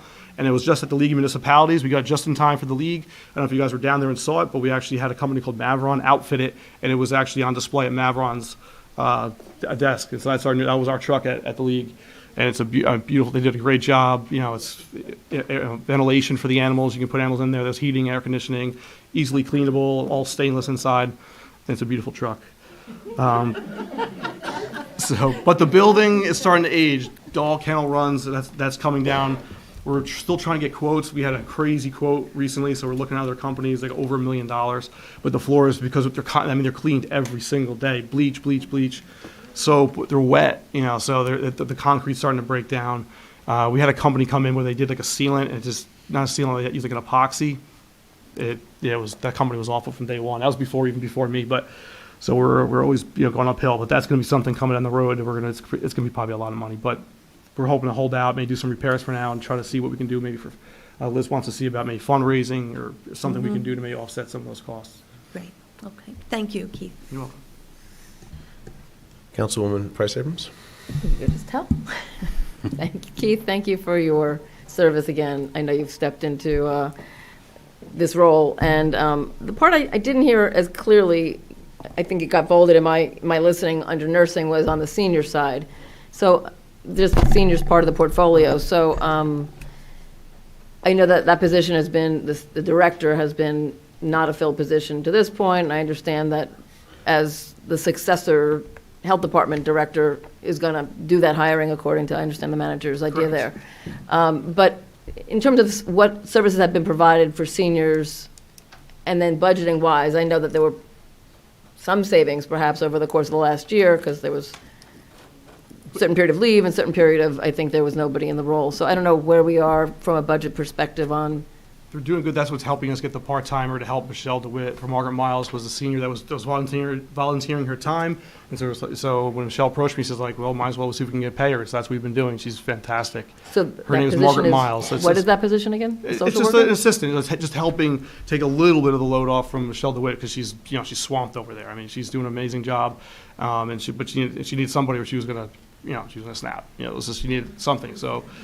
Again, a lot on her plate. She's doing her senior, program coordination on top of doing the duties of the director. So she's got a lot on her plate, and just we're hoping this to be a temporary thing until we get, of course, a director in there to help to help her out. So that's helped. So the budget that we're not paying a director right now is helping offset is what's doing that part-time position right now. So there's been we haven't had to tap into any additional funds. So were there just the two positions in this year? Yeah, so it was just Linda, and it was just Michelle DeWitt, and that was it. Okay. Full-time, and then this person's part-time. And so as far as services go, another amazing group in town is Partners for Health, and they pretty much, we have a line item in our budget, which we didn't have to touch this year because they've been helping us out for the past, I've been doing it for I've been here 2 years, and I know that when Sue was here, they were also giving us grants already, among other things, for different projects. But for seniors, it allows Michelle to do, provide the amazing program that she does, because it's been free.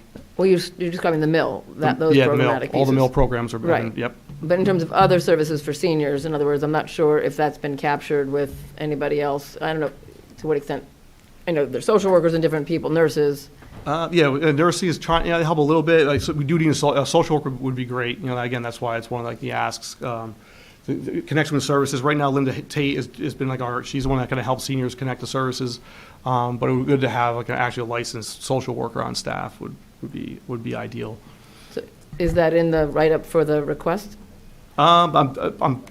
It's hard because there's no. I'm sorry, Keith. We discussed options on a social worker up to and including shared services, either with the county, because I told you about Maurice Brown, or with other townships, to see if that service can be available through various means. Sure.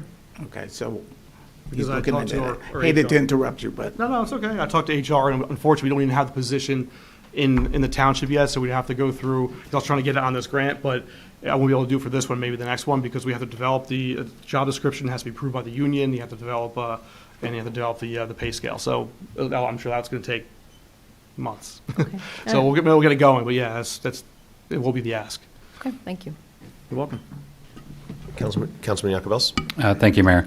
I'm particularly interested in the social worker piece. I want to understand what we're thinking there in terms of if it's part-time or full-time. And, and I'm also just the juxtaposition and working with, we heard obviously from the police chief earlier, so just thinking about how departments can work together to resolve some of these issues in towns. And that's more of a statement than a question.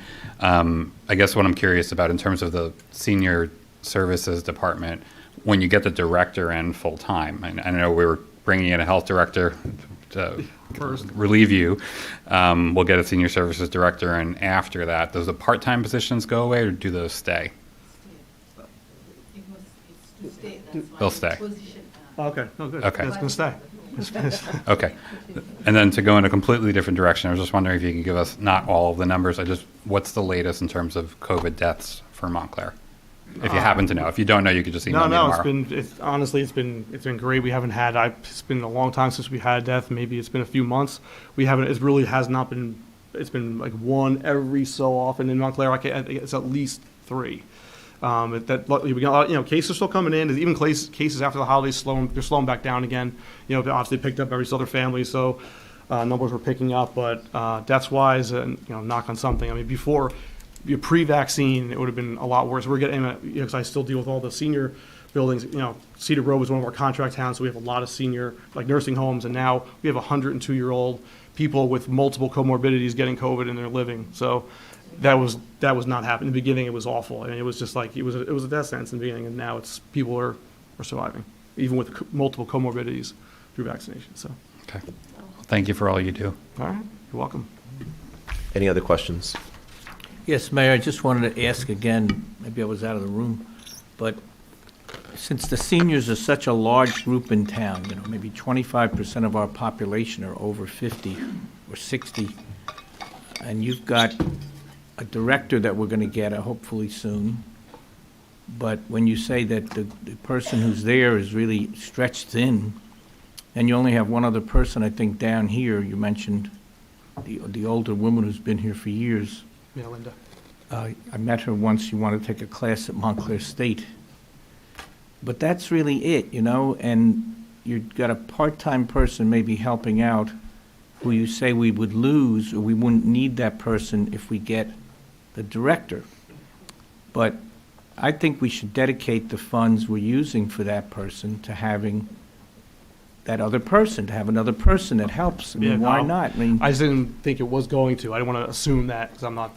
And I don't want to put you on a spot. It's our responsibility to shift funding. It's a thing called move the money. Years ago, the council passed a resolution that we should move the federal money from the military to social services, education, health, all those things that are vital to people. And I'd like to see us do something here that's a commitment to giving more staffing to the senior programs in your department. So you don't have to do anything. We'll work it out ourselves, see if there's funding, maybe what Brian is saying with the county, we can do something, shared service, whatever it is, we need to beef up the staffing for seniors. We've got a large group of people that don't really get that much attention financially in our budget pie. And so I'm thinking that we ought to do a little more using some of the funds you've been talking about. Now, you're getting somebody part-time from where? Where does that person come from? That was just since the director position hasn't been filled, we're using that money though, Right, but where do you get that person from? Where is that person? Oh, she was a volunteer. A So Michelle knew her. She was already volunteer. helping Michelle as a volunteer, and then we just brought her on to pay her. Oh. She was so great, so. Would that, I'm not going to get into personnel because I get in trouble, but, there's creative ways to do this. And if that person's doing a good job and we can fund that continually, let's do it. So I'm just asking my colleagues to think about that, move some money from somewhere else to the social services for seniors. So thanks for your help. No problem, you're welcome. Any other questions? Well, certainly I'll also say, and thank you, I know a lot of interaction, especially even earlier in COVID and everything else that we had going on with the department. just tremendous, efforts around what had to happen there to try and help as many people as possible, and also in terms of what we've been able to offer in terms of the township with everything else there. It's a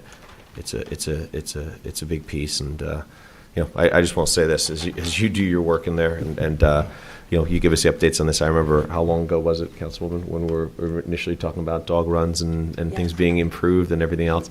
And the fire at the yeah. Yeah, so to see that, to be at where it's at now, I'm excited when you had me there, when you talked about the condition and everything else, because that was a whole other piece of a conversation we had. So for everything across the board and all the different fronts, we just want to say thank you as well. Thank you. Kind of just one last thing, 'cause I forgot they're going to kill me. Montclair Community Farm was my other ask, because they've been part of that on the board there for years. Sue was on, started with them. We're asking for $5,000 because they provide low-cost fruits and vegetables for our seniors with the mobile van. They go all around town, and they've been doing such a great job. We'll just put it in there just to help them with supplies and get their farm, the farm up and running at the beginning of the season. So that's why that was my only actual new ask was in there. So because I never said anything. That's for seniors? That's going to help Was that a seniors? PSA Yes. I just heard? Let's take $10,000. They do more than just helping the seniors, but they go with the fruit they grow in Montclair. There's 2 Montclair farms. They take their fruits and vegetables. They have a mobile unit that we had a grant for prior. They bring it to all the around senior buildings and do low cost, healthy fruits and vegetables for seniors. So you're saying definitely don't cut that. Is that what you're saying? Definitely pass that. No, he wants to add that. Thank you, Keith. Great, thank Thanks a lot. you. Thanks, Peter. Sue. Okay.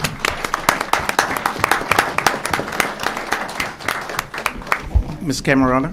Yeah, last but not the least, Now last, we have recreation. planning also.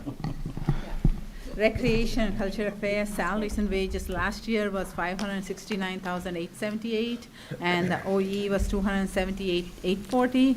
This year, the salaries and wages as requested is $664,524, which is an increase of 17%. It is because of an additional position added last year. So now recreation is requesting the budget for 5 full-time positions, out of which 2 are open currently. That's all I have. Okay, good evening, everyone. The evening. fun department has come to the floor. That's what everyone deems recreation as. Okay, just to bring you up to date, so our department was fully functional with all that staff in 2019, and then COVID hit, and the Department of Recreation really had to reinvent itself. We went into a small pause, March of 2020, we had to cancel our spring programs, and then June 2020, we said, we have to do better. We have to, if something took place inside, we'll bring it outside. So we had to reinvent ourselves for the summer of 2020, 2021, and luckily enough, last year, 2022, we were kind of back to normal. So we made do with had 3 full-time staff. We did not have the extra 2 staff members, but moving forward, we really need those positions because we are full throttle right now. Currently, there was approximately 35,000 people who have been serviced in our programs, whether it be sports, activities, cultural events, pools, at our skating arena, trips, camps. So we're 12 months a year. Even when we weren't able to get into the schools, we did it outside. Let's see. I also am very fortunate to have worked hand in hand with, I think it was Peter, you saying it, about different departments, and that came really to fruition when COVID hit. I never had to rely so much on the Department of Health to get us through all of the guidelines in CDC. There was plenty of things that I probably didn't want to know, but I had to know moving forward with our recreation programs. As well, we also work hand in hand with our Department of Community Services. Steve Wood and his department oversees our facilities. So everyone will kind of send an email or give us a call saying a tree's down or something. It's really not us, but we say, okay, we'll take the information and we pass it on to Community Services. So that happens. Also with our police and fire, some of the events that we do, I rely very heavily on them. They come out and they're always an assistance. So it's great to be able to provide services and work with the other departments. Right now, some of the increased items, we increased our 4th of July budget. As we all know, our parade came back this year. We'd like it to be even bigger next year. It was a huge undertaking because there was no fundraising that was able to take place in 2020 and 2021, so we kind of had a grassroots effort, and we were able to get that parade out and a picnic. We're looking forward to doing that again. Also, within the department, we're seeing increases. Gone are the days of the $5 T-shirts, I'm sad to say, and even our equipment has gone up, extensively from vendors that we've used for a very long time, because they always gave us the best price, and they said, hey, listen, there's not too much we can do because our prices have increased. So that's where the increase in some of the expenses on rec supplies and that kind of stuff. Beside the 5 full-time employees, we also hire about 100 seasonal employees. So seasonal meaning just doesn't mean your summer season. It's right now we have our basketball programs going on. We have wrestling. We have all our indoor sports. So we always are constantly hiring coaches, site managers, and of that sort. Of course, our biggest payroll comes through from Memorial Day to Labor Day, because that's when we hire our summer staff to come on board. It has become increasingly difficult to hire our part-time people because we are competing with CVS and McDonald's, who are going to pay a sign-on bonus. We were fortunate enough to pay a bonus to our summer staff to retain them this year. So the ones that came on, they got incentives for hours. So that really worked out kind of fine. So a little bit of staffing issues came with our lifeguards because we went into the pause years where they could not get certified.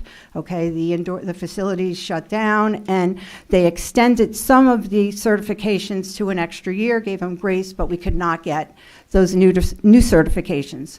I'm working along with several people to try to get and entice our youth to come on board and become lifeguards at the township.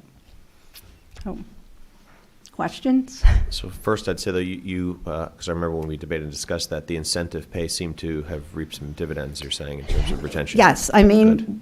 it was good. And it's up against, because some of them, by August, you lose your kids to the fall sports. Because everyone always says, well, hire more high school. Actually, it's your high school kids that are leaving by that first week in August, because fall sports start. And of course, the college kids are gone by like August the 15th. So we try to retain some of our high school kids that are around. So it gave them a little bit of an incentive not to go to that private organization or that private pool and to stay. So for every 100 hours, they were paid an incentive. So it seemed to have worked this year. It really did. Well, that's good to hear. I remember the debate up here about that and tweaked Yeah. a little bit, and that's good. The minimum wage So- has also increased. That's out of our hands. And it used to be, okay, it's great, I'm going to work the camp, or I'm going to work at the pool and yada, yada. But now they're looking at, they'll get paid $19 to be at the checkout at Target.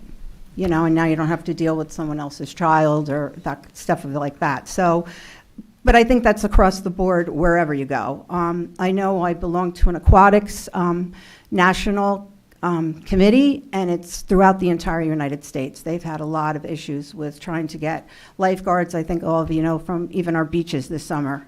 Some of the beaches either had to close or close sections of the beach because they did not have enough staff. Okay, thank you. Any questions? Councilman Yakovels. Thank you, Mayor. How are you? Good.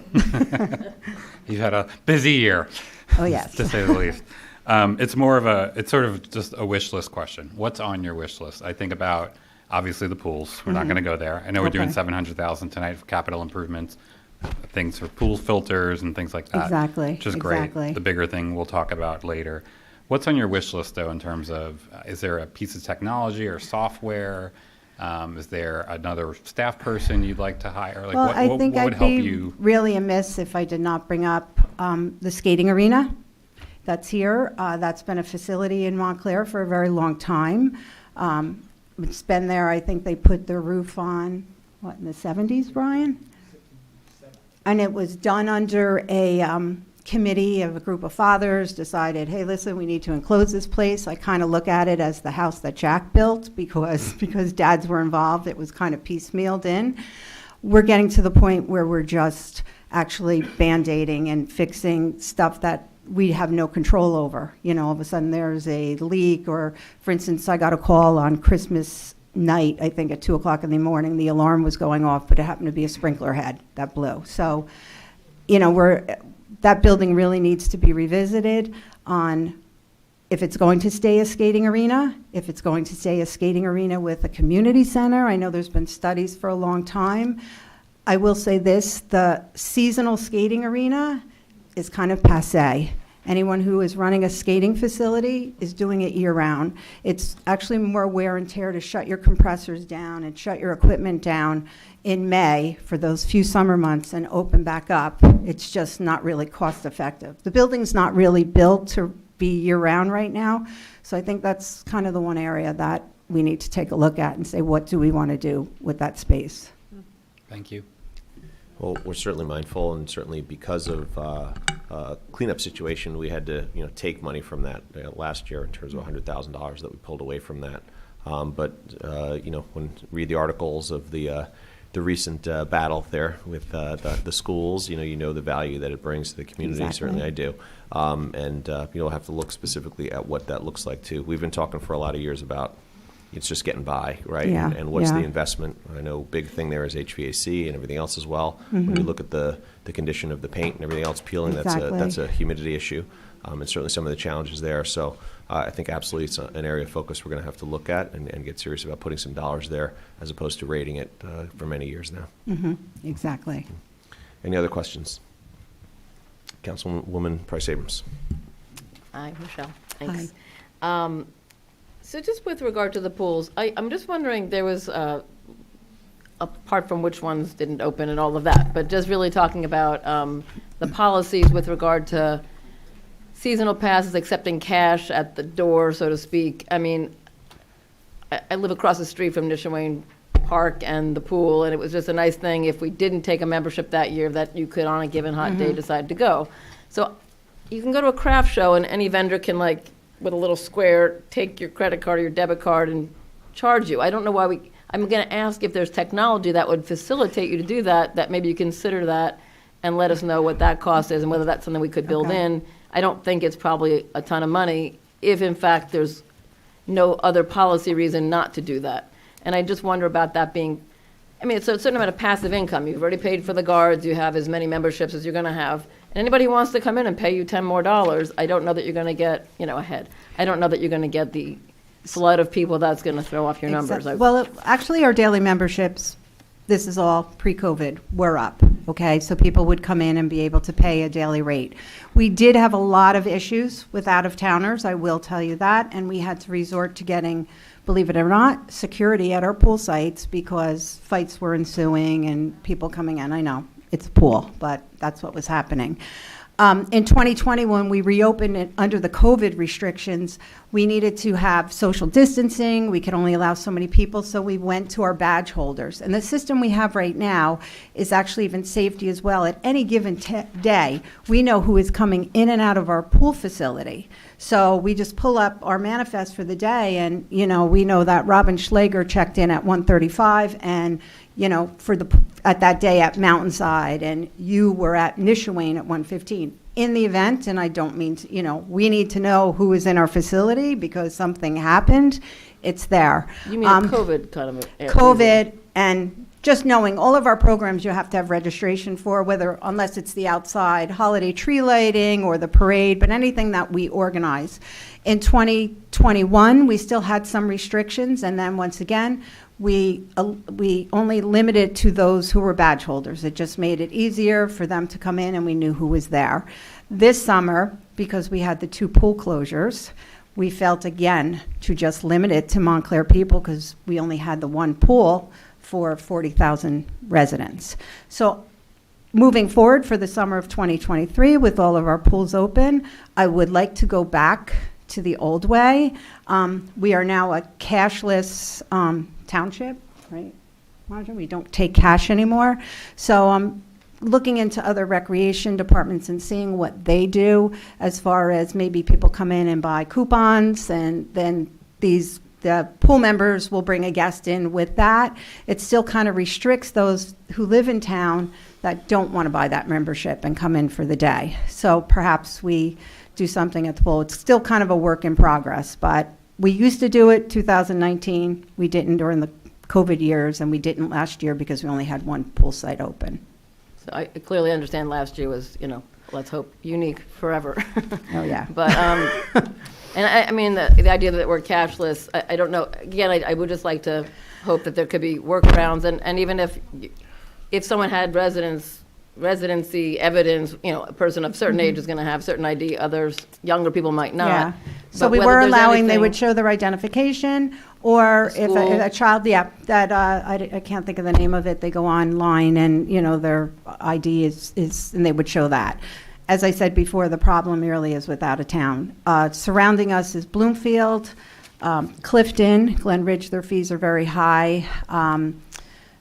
Some of the other areas, we get a lot of people that do not have a public swimming pool. So, they come to Montclair because they want to pay that guest rate for the day. I guess I'm saying if someone shows some kind of evidence of residency, that if it could, I'm just suggesting that I think that there would be value to a lot of people. Exactly, Who want to exactly. comment on that ad hoc basis, if there is a mechanism to sort of Sure, validate sure. that they're residents. I understand that point you're making. So, I agree. thank you for thinking about it. Any other questions? Okay. Anyone else? All right, as we said before, thank you as well to everybody You're on your welcome. team for the work that you guys Thank do. you, with Michelle. Oh, you're everybody. welcome. Thank you. Janice, right? And Ms. Talley. Oh, yeah, sorry, last minute change, so Mrs. Talley is the last one, and after that, Mr. Beneneke, our financial consultant, is going to talk about our caps and all. With regard to planning, there is not much difference, the same number of people, just a little contractual increases. And there is just a little bit of ask with regard to the redevelopment cost, the new redevelopment cost, Right. right? Yeah.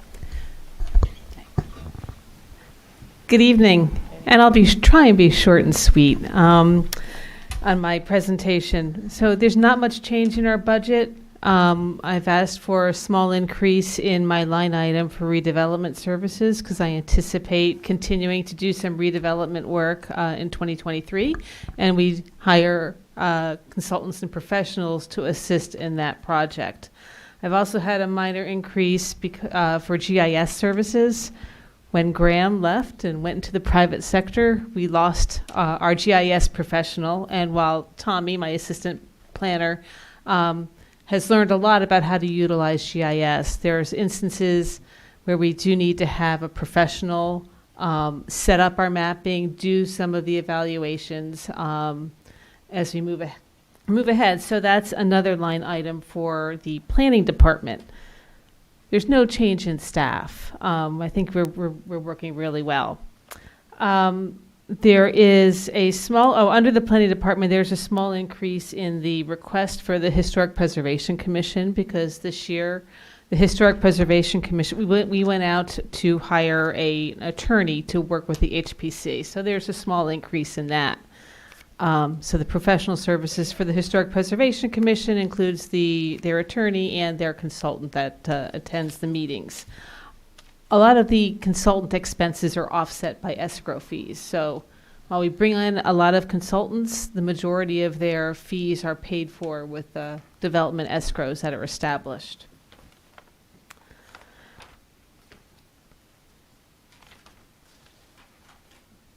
And I think that's basically it. I don't have anything else to present about my budget. Any questions? Councilman Yakubas? Just for consistency purposes, what would you ask for if you could?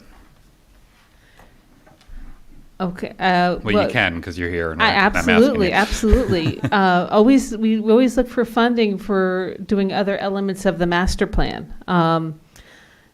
Because a master plan element is such a big project, we tend to do it one piece at a time, and a lot of the ones that we've done recently, we've done in-house.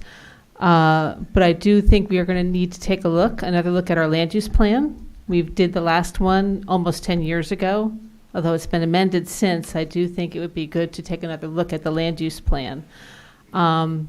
We also have to prepare ourselves to do a new housing plan. The state's time frame for what's called the fourth round of affordable housing will take place in 2024/2025.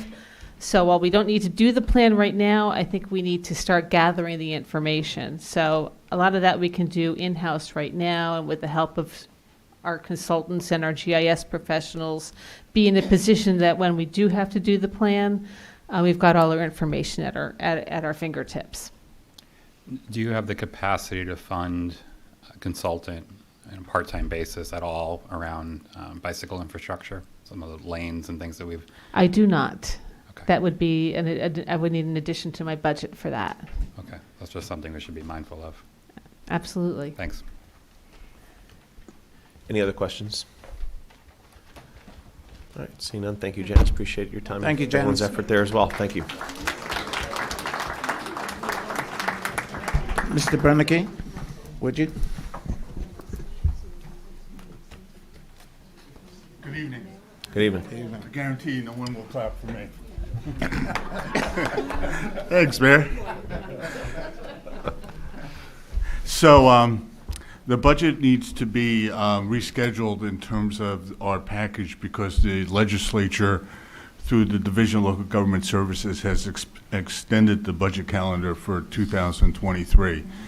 The date that the manager or mayor in certain forms of government has to present a finished budget to the governing body is February 27th.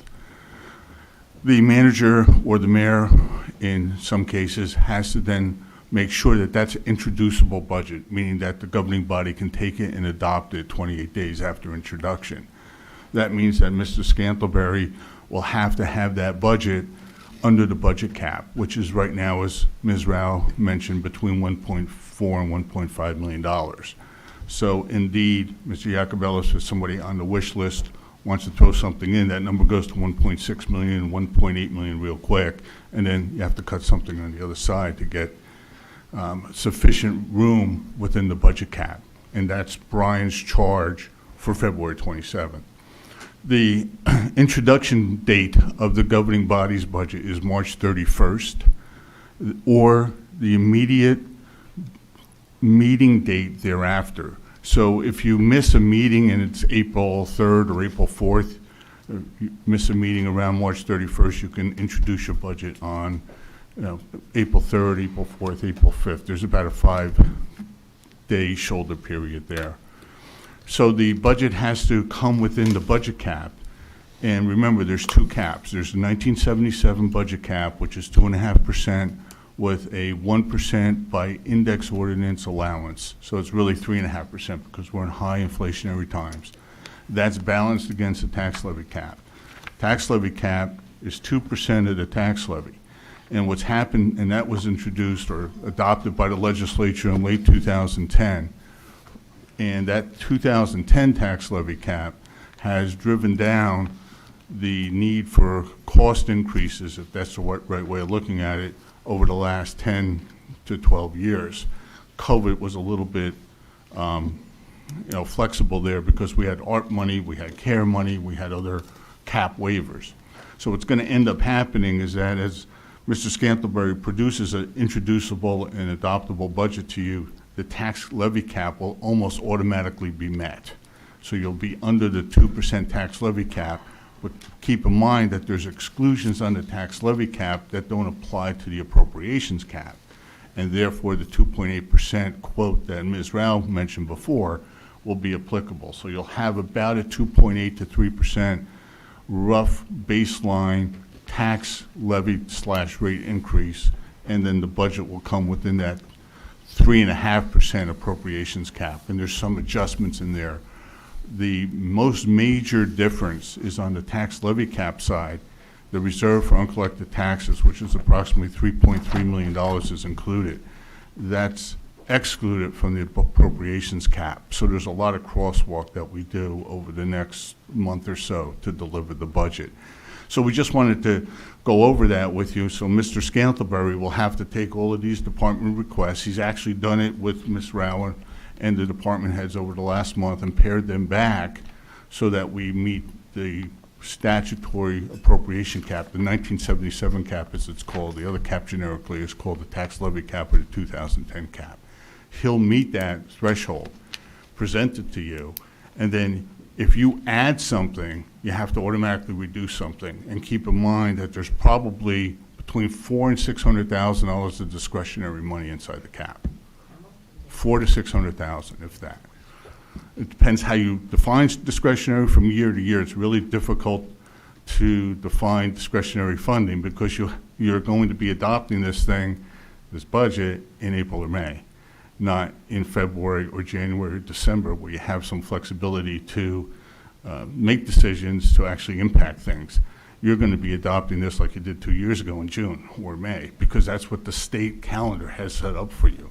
Most towns will be adopting this year in May. So that's where we're at. If you have any questions, be glad to answer them. Otherwise, have a great night. So. Any questions? Councilman Plus. Don't leave yet. Told you I'd give you applause. A little esoteric. How much debt are we repaying in this budget? And do you happen to know the interest rate on that debt? Well, the interest rate is moving, but it's relatively low. It's probably a blended rate of under 1.5% because we refinanced our packages of debt, if you will, over the last several years. In 2020, we received the lowest permanent financing debt rate ever in the state of New Jersey at 0.8%. And that was for 10-year money. Could you imagine? Yeah. I mean, today that money would cost us probably about 3.4%, maybe 3.3%, so 4 times as much. The budget module put together the debt service schedule as she completes the annual financial statement. The year-end close has been extended by the state from February 10th to March 3rd. So she has an extra, well, from today, she has about 6 weeks to do the year-end close because it's kind of complicated with the formulas.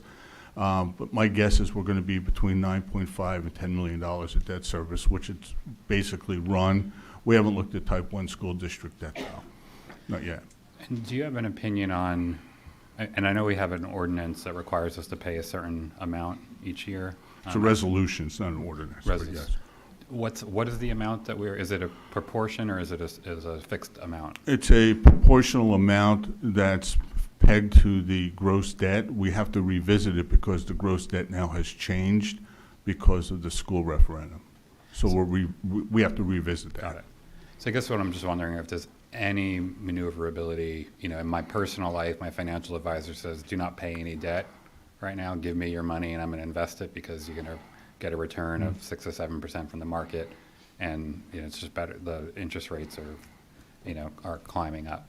So I'm just wondering, do you see any maneuverability without doing any harm to our credit rating in terms of the amount of debt we're repaying?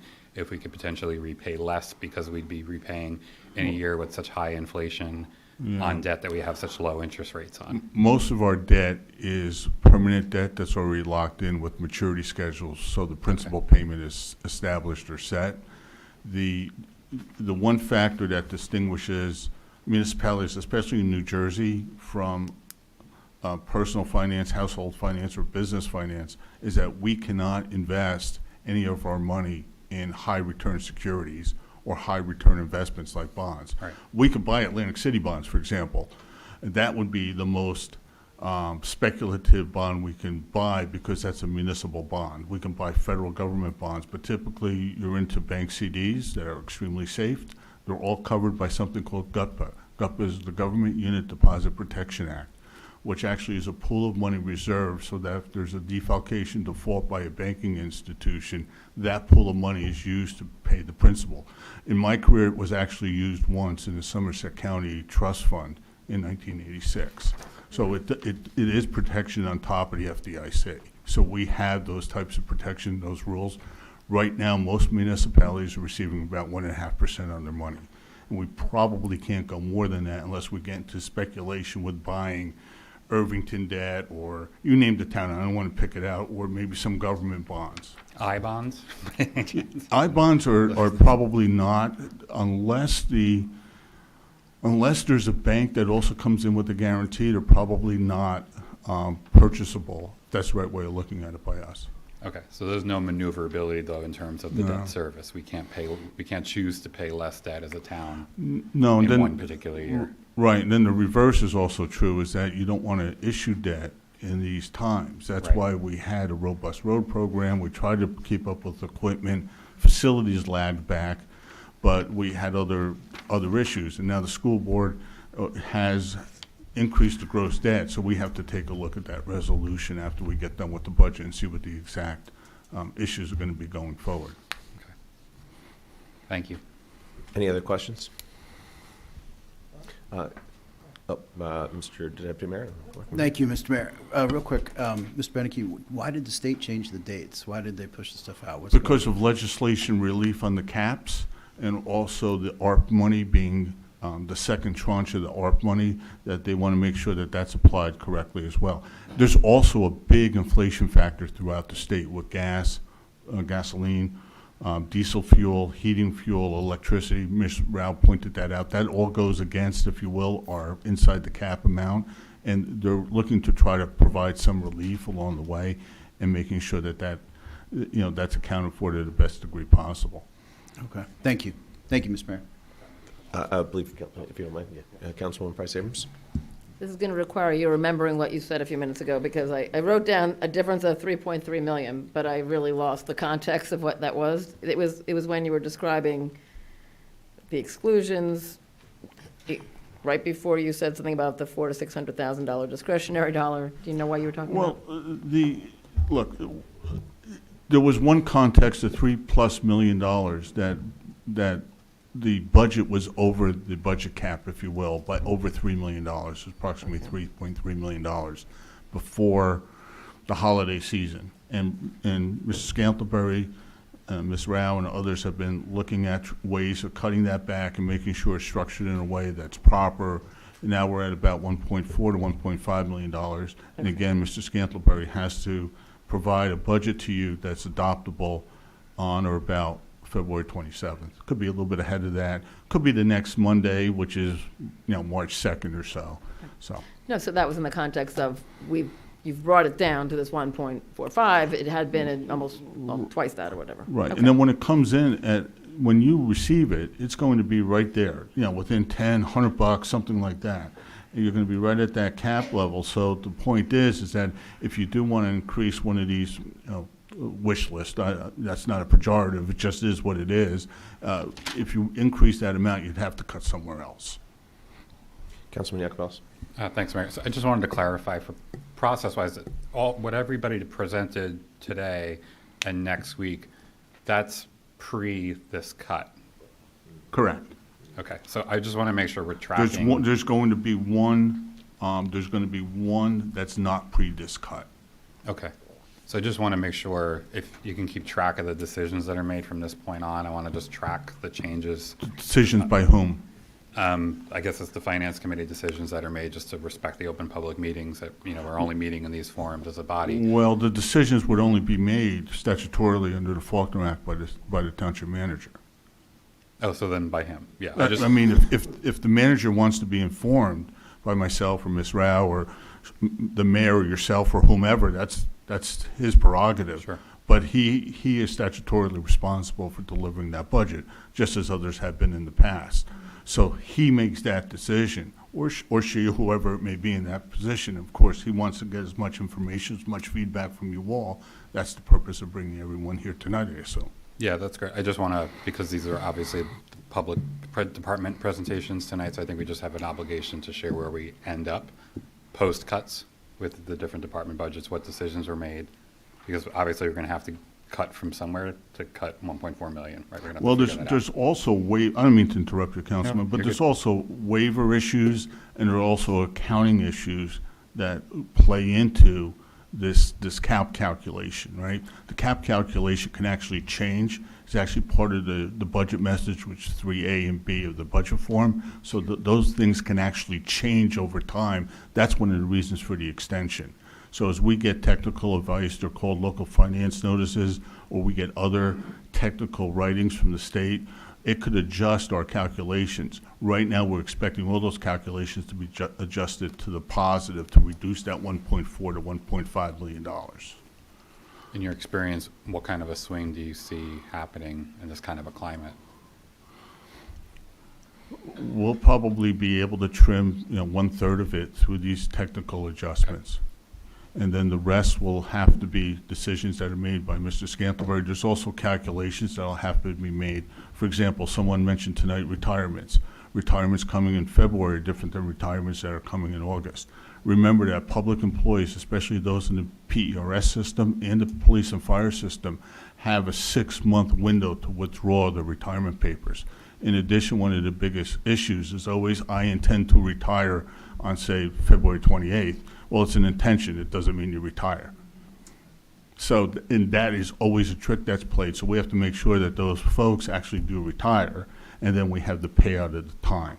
So those employees who were hired prior to 2010 get a larger payout for accumulated time than those hired after 2010. And obviously, no one hired after 2010, with some very, very rare exceptions, are always getting payouts. So we have to marry that up for the rest of the year, especially once you go past March. So, Thank you. thank you, everyone. Have a nice Well, day. wait, one hold- question, man. Councilman Russo. Doing my You can't move that quick. You gotta, Councilman Russo. Sorry.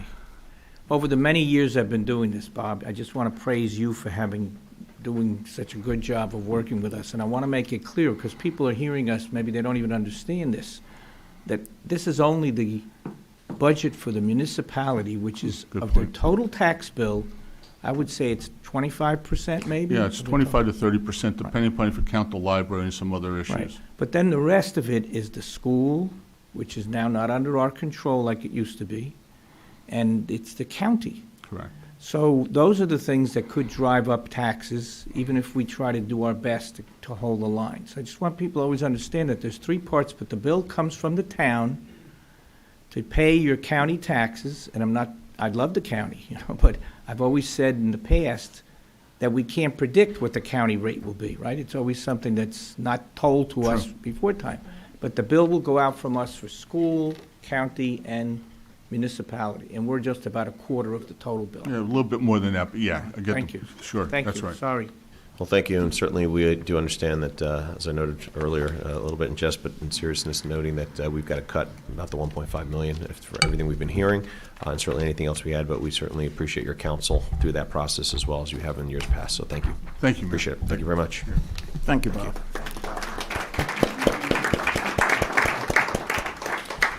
Okay, so with that, I will now move to public comment. We will also hear from more departments at the next meeting, about half this time, about half next time, so we've got that as well. And then, we'll of course, as you guys all heard, everyone in the process, the manager will then eventually present the budget, and of course, we will look to that as to any actions we would like to take. With that, all speakers for public comment, please must sign in the sheet next to the podium before addressing the council. Please limit your comments to 3 minutes. We will hold everyone to the 3 minutes today, so please make sure you guys are watching that clock there for 3 minutes. And certainly, if you wish to comment on any pending ordinances listed in the agenda, please make your comment during that public hearing for that ordinance. Each of those ordinances that are scheduled for the second reading are for hearings. Okay. So with that, I'll open it up to public comment. Hello. Yes. Happy New Year, everyone. I haven't had a chance Happy to New say Year. that. Haven't heard it tonight either. But we have a very busy year ahead with the HPC. Very excited about Just what's... name and name. Oh, sorry. Kathleen Bennett, 10 Glenwood Road, resident here. I hate to say almost 40 years. And I'm the chairperson of the HPC.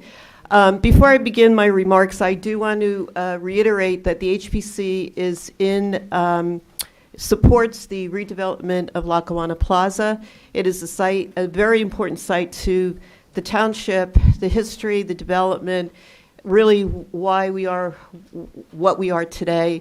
It brought transportation in, not only people, goods, industrial, gave many jobs to many people. And there are enough significant pieces there of the original site that can be utilized to create a very vibrant, exciting redevelopment site.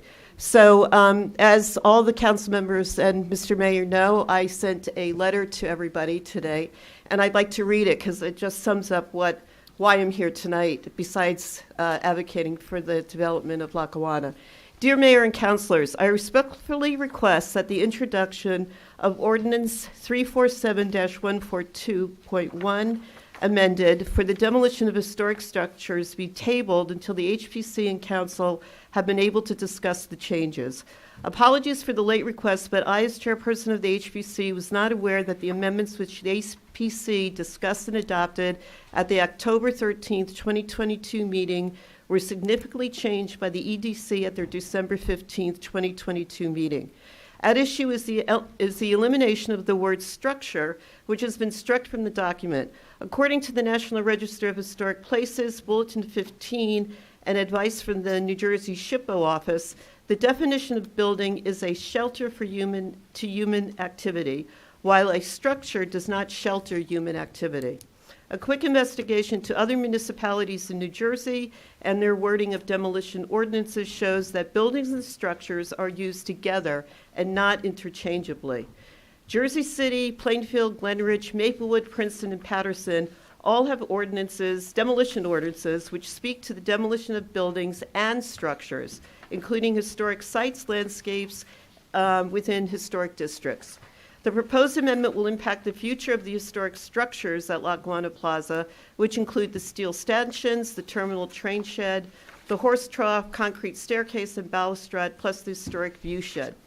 The only building deemed historic at the Lackawanna Plaza site is the historic waiting room and ticket office. Adopting this amendment would allow the demolition of these historic structures, which are a vital piece of the site's history and the history of the development of Montclair. The possible demolition of the historic structures at Lackawanna Plaza, is that it? That is time. It's just one sentence. It's the only part of the amendment that I am able to research at such short notice. I hope that the entire commission will have the opportunity to discuss the additional changes and work together, utilizing the skills of the entire group and working with the EDC to find a balance which celebrates preservation within the township and especially this site. Thank you. Thank you. Hello, I'm Hayward Woods from 50 Pine Street. I just want to know, when you hire time management, I've been here for several years, why do you hire somebody from out of town and not from in town, for number one? Number two, the streets have been changed. You have a bicycle lane, which I don't understand. I haven't seen a bicycle go down there all day long for several weeks. And you blocked off one street and you took all those meters out for income. Now, you're taking all those meters out. Where does that income go? Is the taxpayer going to pay for that income? Okay, when you talk about trash, another thing, I live on over Bloomfield Avenue. People walk and throw trash on the garbage. They don't recycle them. The people out in the street throw trash on the garbage. In our complex, we have recycling, and what happens is people they don't wrap their packages up every day, and they feed pigeons and stuff like that, which brings the rats. Hey, the rat says, good, I'm going to be hungry now, too. I'm going to eat, too. So people don't realize this. So I don't know how you're going to really police that. And like I said before, and also, which is embarrassing, you have the police department working in a building that I wouldn't want to work in, and you're not doing anything about changing that, and you move the fire department. That's just really disgusting, as far as I'm concerned. There should be some change about that. You're taking all these years not to move that building, and those people got to work in that condition with rats. Come on, you wouldn't want to work there. You wouldn't want to put your family members in that position. That's all I got to say.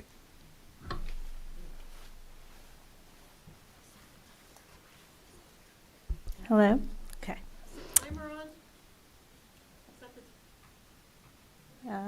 Not sure, but my name's Lonnie Summer Padilla. Happy New Year to all of you. This is just going to be very quick. I'm curious about, I know it's up for discussion later on in executive session, but I am curious about the investigation into our town manager, who is still our town manager, not our acting town manager, but Tim Stafford.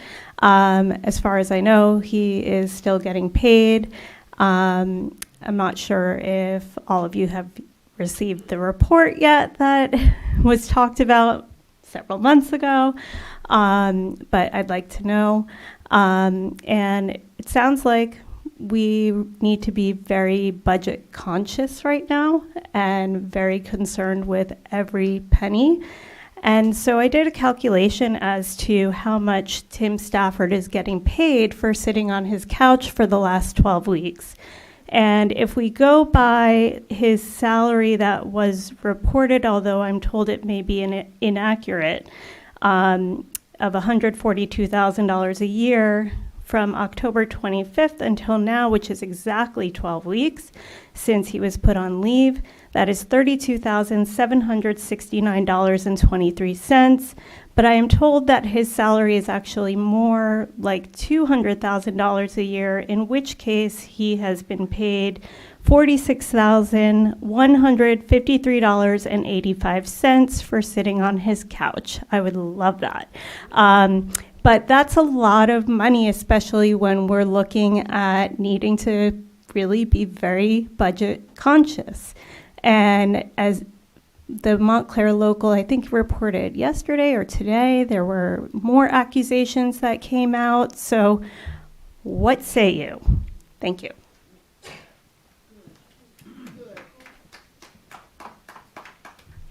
My name is Gina Chung Fort. I live at 8 Orchard Court, and I am a proud resident of the 4th Ward.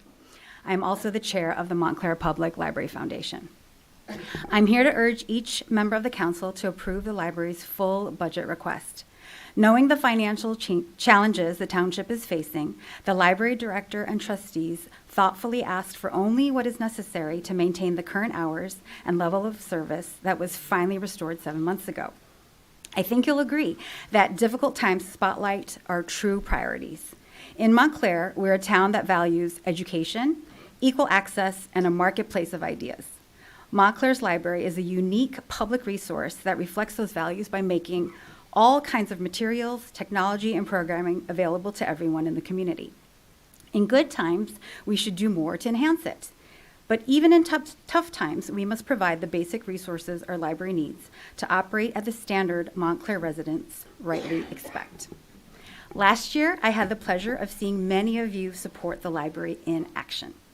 David Cummings, my 4th Ward councilman, sat in the big red chair once again for the Little Read in 2022 and got on the ground with toddlers at the Bellevue Avenue branch to share a good book. I know that we can always count on Councilman Yacobelis to support the library, as he also joined us for the Little Read, ready to answer parents' questions and share his time with the kids.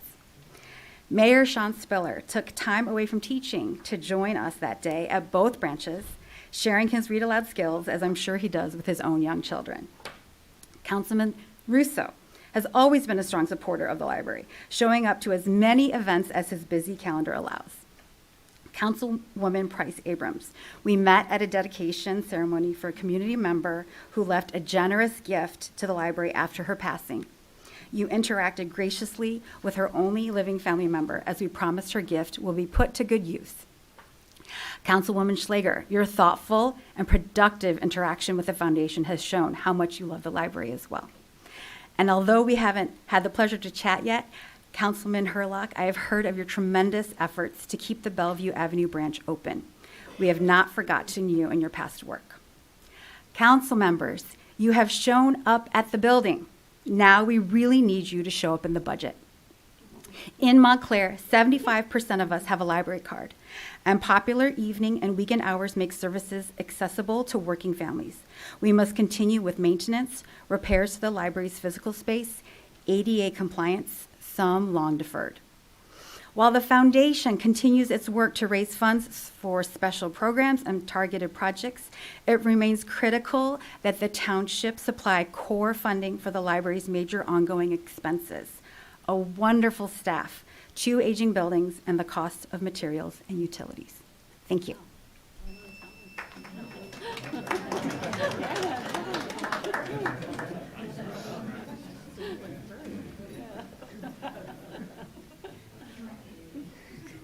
Good evening. My name is Reverend Dennis L. Washington. Okay. I haven't been with you gentlemen, ladies and gentlemen, in a long time. Okay. Pre-pandemic. Actually, I have a new look, new scope, new everything when it comes to you guys, especially the mayor. The last meeting I was at, the mayor, Spiller, was the council person. Okay, I knew he was a teacher, and I have to commend him, because I never ever believe that he would be the mayor that he has become now. So I commend him. I sat here and I said that I was the observer for a certain amount of people in Montclair to see that the things that were hidden or not done would be brought to the light. But I am a 30-year resident of Montclair. We had a church in Montclair one time called Emmanuel, which was closed. And we also, well, anyway, after the church closed, I relocated to a new church in Kenilworth, but I never changed my residence. And believe me, the last council meeting I was at, I mean, what you guys are doing now, that meeting was prehistoric. I'm telling you, I mean, it's a difference. When I came in there, sat down and listened to everything tonight, I thought I was in a different place. I mean, just to hear everyone, just to hear the improvements, just to hear, I mean, I'm amazed. I didn't think so much could be accomplished at such a short time. I've listened to the speakers, I've listened to the council, and I see big improvements in everybody, not just one place. The expertise has become better. The mayor is not only a good listener, he has improved a lot of different skills. He has obtained skills. I always knew he could teach. I knew he was a teacher. But I'm very amazed. And believe me, I will be back. I still will be observing you and watching you. And matter of fact, if things go right, I may be one of you. So somebody better check on me. But y'all changed the ward, so I don't even know what ward I'm in now. I know it's 3 and 3+, but I don't know what happened to 4. But I know I'm somewhere in there, and I know somebody gonna get arrested. I can tell you that right now, because I'm an old man, I'm a senior citizen. I've been in Montclair 30 years. I've been observing. I never came forth. I never wanted to get in the way of you guys. I wanted to give everybody a chance to do what they had to do. Now, my time has come. Well, thank you so much. That was your time, and we appreciate it. Okay. I think we'd love to give you another 3 minutes, but we're going to hold you to the 3 as well. But thank you so much, sir. Appreciate that. Thank you. Thank you. And you haven't seen the last of me yet. Thank you. And believe me, my time will not come again until I'm one of you. Thank you. Thank you.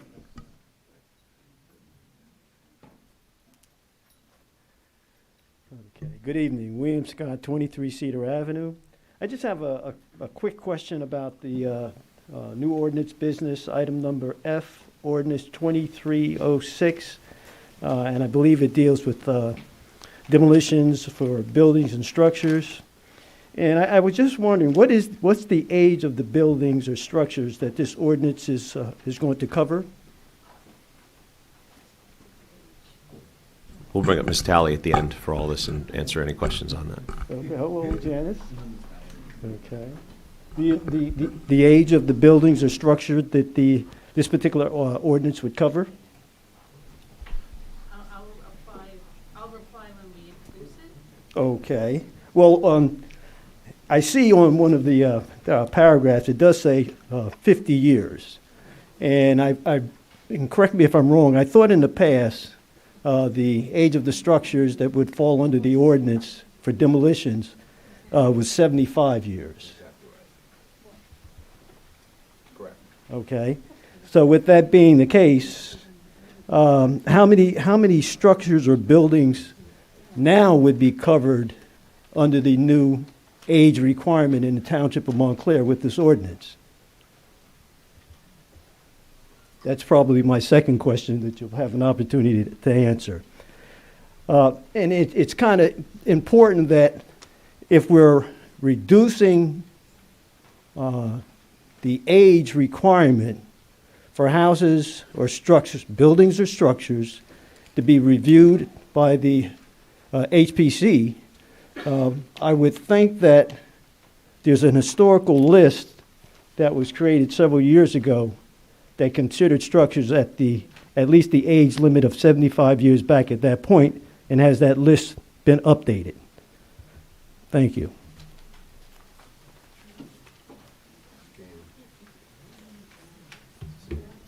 Good evening, Mr. Mayor and Council. I am Dr. Kyrie Hamilton, and I am a co-owner of the Unity Road of Montclair. Unity Road of Montclair is a small business here, woman-owned business, and we have been awarded a Class 5 retail dispensary license. I come to you because I don't know what the process is, if and when you will make your decisions on who you will choose, but I felt that it was important that you know as a council who we are. I am a health compliance officer of 30 years with a focus in patient safety and Joint Commission. My team is comprised of a pharmacist. Myself and she both have managed and owned retail pharmacies. In addition to that, I have oversaw compliance for specialty pharmacy, which deals specifically with chronic illnesses. I was born and raised in Brooklyn, New York, and have several families that have experienced great losses due to arrests surrounding cannabis. I personally have battled stage 4 cancer, and I have seen other patients who have benefited from the use of cannabinoids. And as a team, it is so important to us to have people in place who have an understanding of the regulations, who will uphold the regulations. It is extremely important to us to be an organization that is focused on education. As a former assistant superintendent for children with special needs, I feel like it's so important that we open the doors and allow people to communicate what their needs are, and utilize our experience with the different strains to educate them properly and not just sell because they want, but understand what their needs are. We have an amazing team who, our security officer director is a former police officer who has retired after 25 years of service. She is a member of the New Jersey Honor Council here, Legion Council here, and she is a volunteer 6 years now at the Montclair University.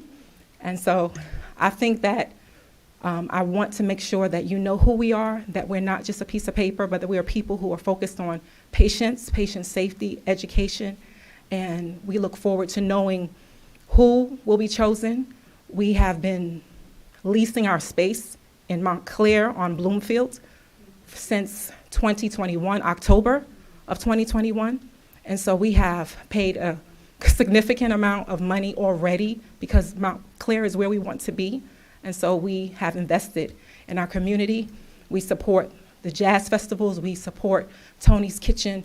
We, the Women's Fund of Montclair. And I respect my time. Thank you.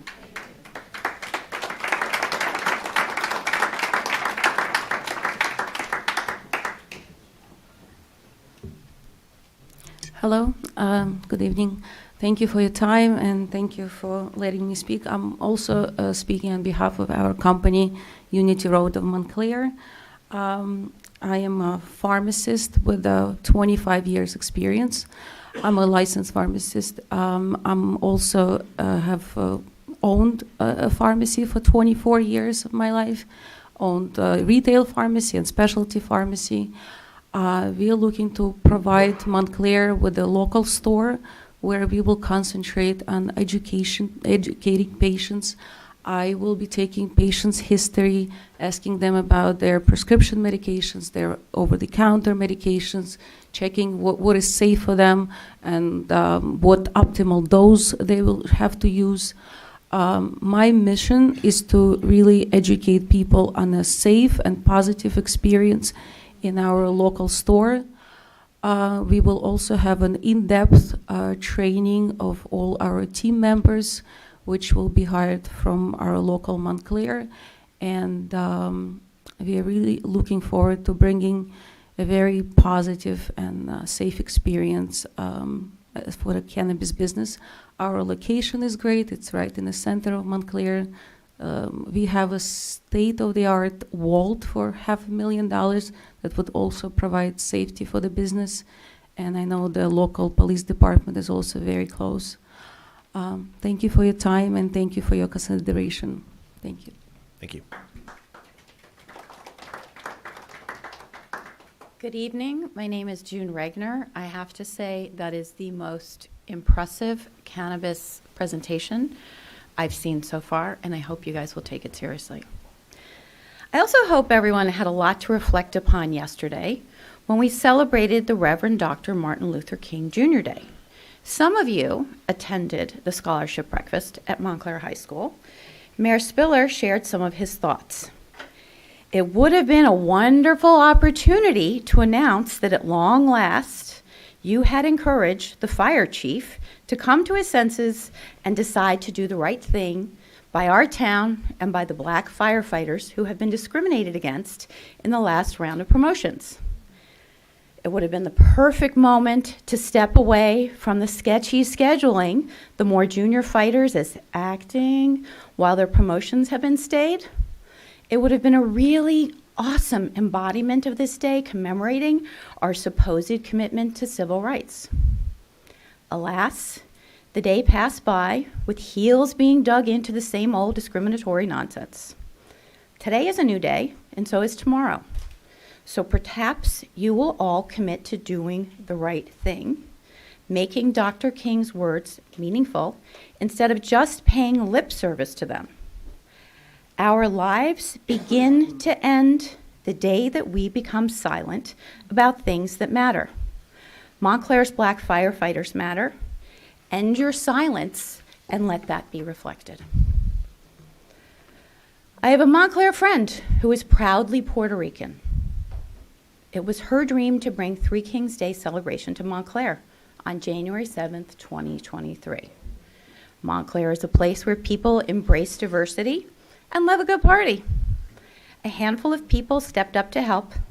This should have been fairly easy to do, but like many things, unfortunately, Montclair makes things hard, ridiculously hard. Father Benny Prado, the hardworking, dedicated pastor at St. Teresa of Calcutta, enthusiastically, graciously, and generously offered to sponsor the event. The church is ideally located close to the downtown area. All we really needed to do is get camels and a permit. Well, what do you know? Getting the camels was so much easier than getting a permit. Isn't that silly? Really? We were told that we could not even submit an application until 30 days before the event, and that application did not get signed until December 19th. Besides being in the middle of the holiday season, it was only 19 days before the event. Luckily, a miracle happened. We had a wonderful event with over 300 people following Camels and Kings up North Fullerton and Church Street, across Park Street, past our stores and restaurant. It was so joyful. Can't we do better next year and make it easier?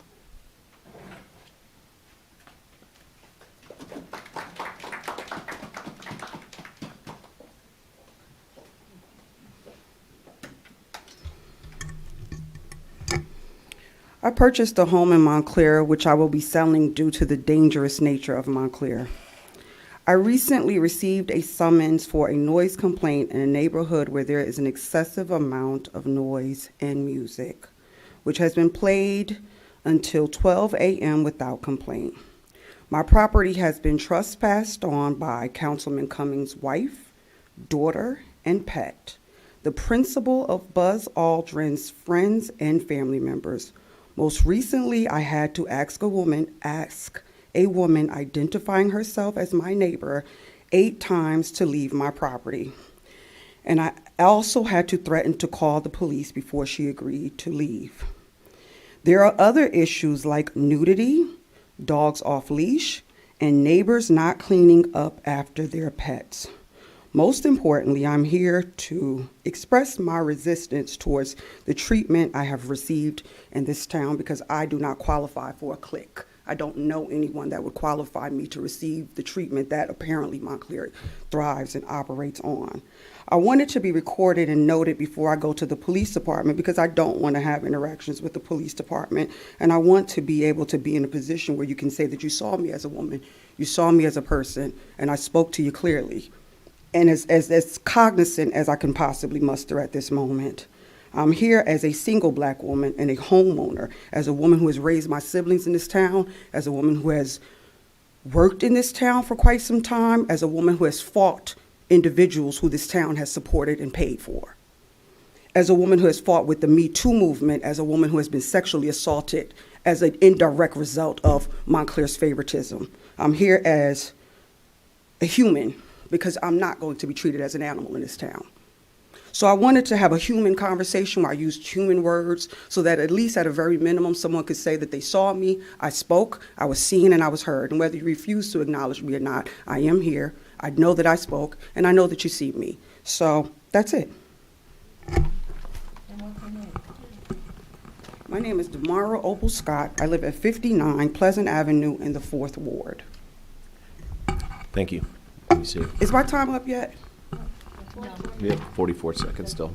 And then Major Jennings and Deborah Jennings, Councilman Cummings' wife, came to my home after I tried to spray my yard to keep the dogs from pooping on my property. One of the things that I overheard both of those black women say were the councilwoman's wife asked, "What is she doing?" And Deborah Jennings responded by saying, "I guess she's marking her territory." So that's why I felt the need to overemphasize that I'm in fact a woman and not a bitch. So I will say that. Your name is? Your Cummings? Yes. Thank you. What I will say is my wife and daughter walk our dog consistently. And they walk them on my property consistently. And I know that when they do walk the dog, they walk on the opposite side. However, my dog and Mr. Jennings' dog will run in his yard a lot. And we are very cognizant of picking up any food or dog poo-poo. And I'm only speaking because I know my wife. Many of you know my wife. And for her to be characterized this way is what I will say wrong and not true. And that's not me defending her as a person. That's me defending her in front of anyone in here who's ever had to deal with her or been with her. So what you brought to me today, I didn't bring anything to you. What you brought to this council today, council meeting at the Township of Montclair. what you brought to this council today, I did not interrupt while you spoke.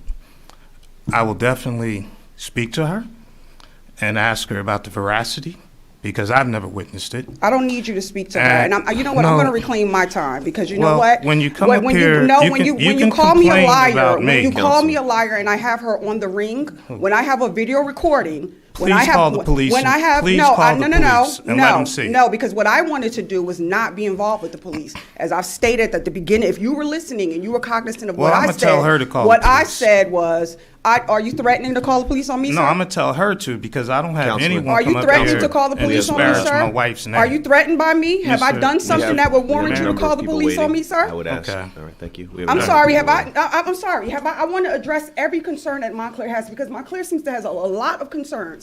Did you find something about what I said so threatening that it would warrant a call to the police? I found what you said about my wife to be very troubling, and I will defend her anywhere. Okay, well then what I would like for you to do is, in the defense of your wife, as well as my daughter, and as well as your daughter and your dog, what I would like to do, because I don't actually have the video where your daughter was also walking on, but I do have a witness who saw it. And what I do have on the ring is your wife standing on Major's property with your dog on my property, and she's having a very... Ma'am, this is a conversation that you can certainly have at another place. I'm sorry, but venue. you're interrupting me, and you did not interrupt him. I actually did interrupt him. me. Okay, so in all fairness, because I don't like being called a liar, I have it on the ring.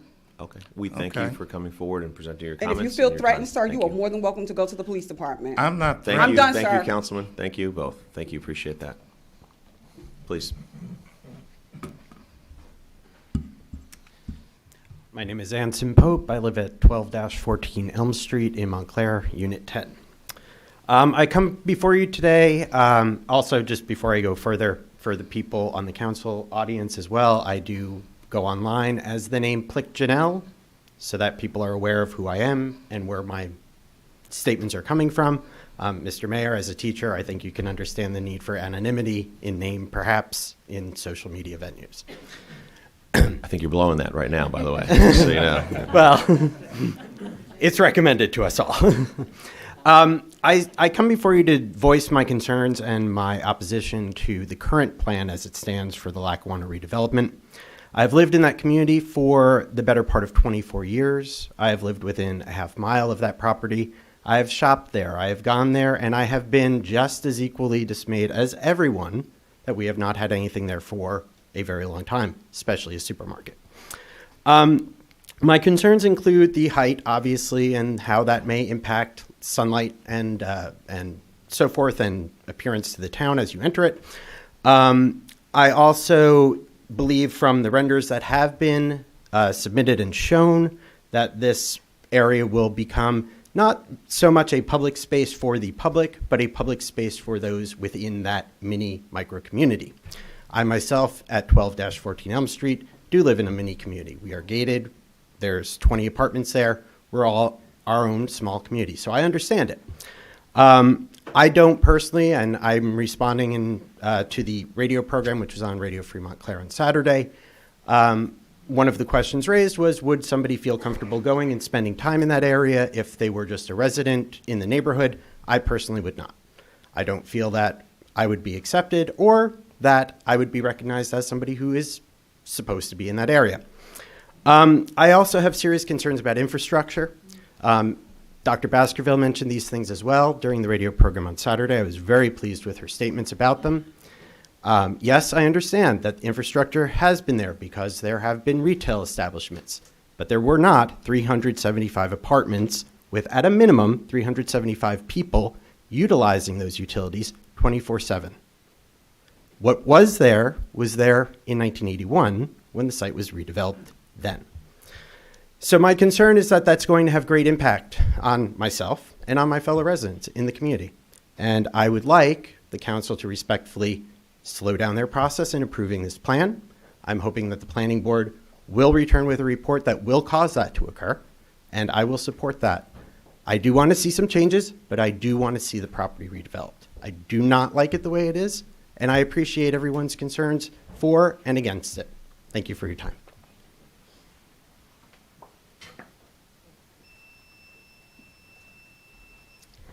Good evening, Mayor, Council, everyone. Happy New Year. Good to see you. My name is Deirdre Malloy, and I am the chairperson of the Landlord Tenant Advisory Committee. I have been accompanied by 5 of our members today. We have 3 left. The vice chair is Amina Toller. The secretary is Catherine Graham Ross.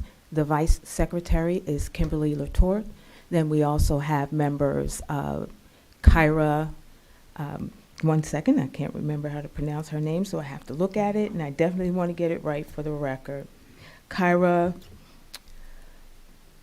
Peralty, and Taylor Lee, and Judith Mills, Vincent Harris, and Joanne Santiago. What I would like to say is, first of all, thank you very much for the hard work that you have done to bring a full body to the Landlord Tenant Advisory Committee. The committee is comprised of landlords and tenants, property owners, and the majority of us have an expertise in the housing and or real estate background. I want to say to the public that we thank you for your patience as we revamped and have kind of gotten ourselves together. Now that we have gotten ourselves together with a full body, you can reach us at landlordtenantcommittee@gmail.com. If you have any concerns, you can also go to the township website, type in landlord tenant in the search bar, and then reach out and fill out the inquiry form if you have any concerns or anything like that. The other thing that I want to mention is there is a telephone number that we have, which you can also find on the website. We had been a delay in getting to people on that voicemail, but now we have a system in place where we can reach out to everyone as soon as possible. One of the things that we want the public to know, that we are an indifferent body. We do not take specific sides. We look at the facts from either the tenant or the landlord, and it's really important that people understand that this is a serious committee, and we have the reach to help tenants or landlords with referral to legal, police department, and other entities in case they have some kind of a violation that they can't achieve. And I want to also say to the people who have been emailing us, we're here for you. We understand there's a challenge, and the Landlord Tenant Advisory Committee will be making more public announcements so that the public understands that we're available for them. We're also going to be doing some public workshops. We've been invited by a couple of entities in the township to partner with them for information sessions. We definitely want senior citizens to be aware of our being available to help them. We also work closely with the governing body and the Rent Control Board. Thank you so much.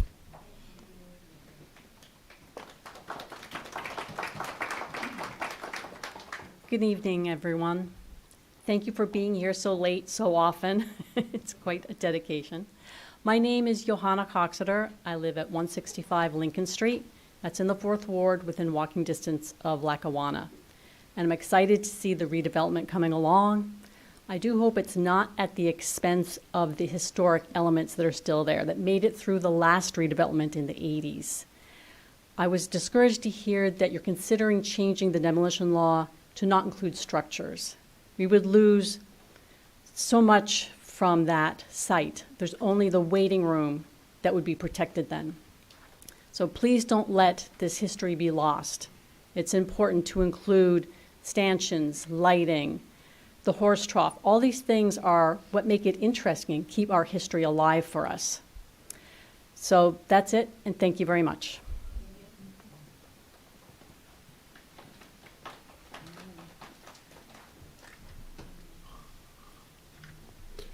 Martin Schwartz, Montclair. At what point do the games end? At what point does the bureaucratic machinations end? The HPC sent you a draft proposal with particular language that supported the historic structures and historic properties of the township, including Lackawanna. And the council made major edits to that undermined exactly the intent of that draft proposal. Who on the council worked behind the scenes to do that, then not passed that newly revised document back to them, at least for review? We act like this is the Soviet Politburo. Then it goes on to the agenda with no mention of the words historic structures or historic buildings, hiding it intentionally. So nobody knows what's happening, and it comes up here tonight only because it's caught at the last second, at the 11th hour. If you're making substantial concept changes that undermine the intent of the advisory board that you appoint, at least have the decency to send it back to them for review and comment first before you vote on it as a bill. It's a disgrace. And you should all be embarrassed for this kind of behavior. Whatever Janice comes up and gives her spin about how this is that and this is going to work differently and we're going to do this, you've made substantial changes, you didn't tell anybody, and here it is tonight. Table the bill, let it get reviewed democratically, let all the discussion and debate go forth, and then make your vote.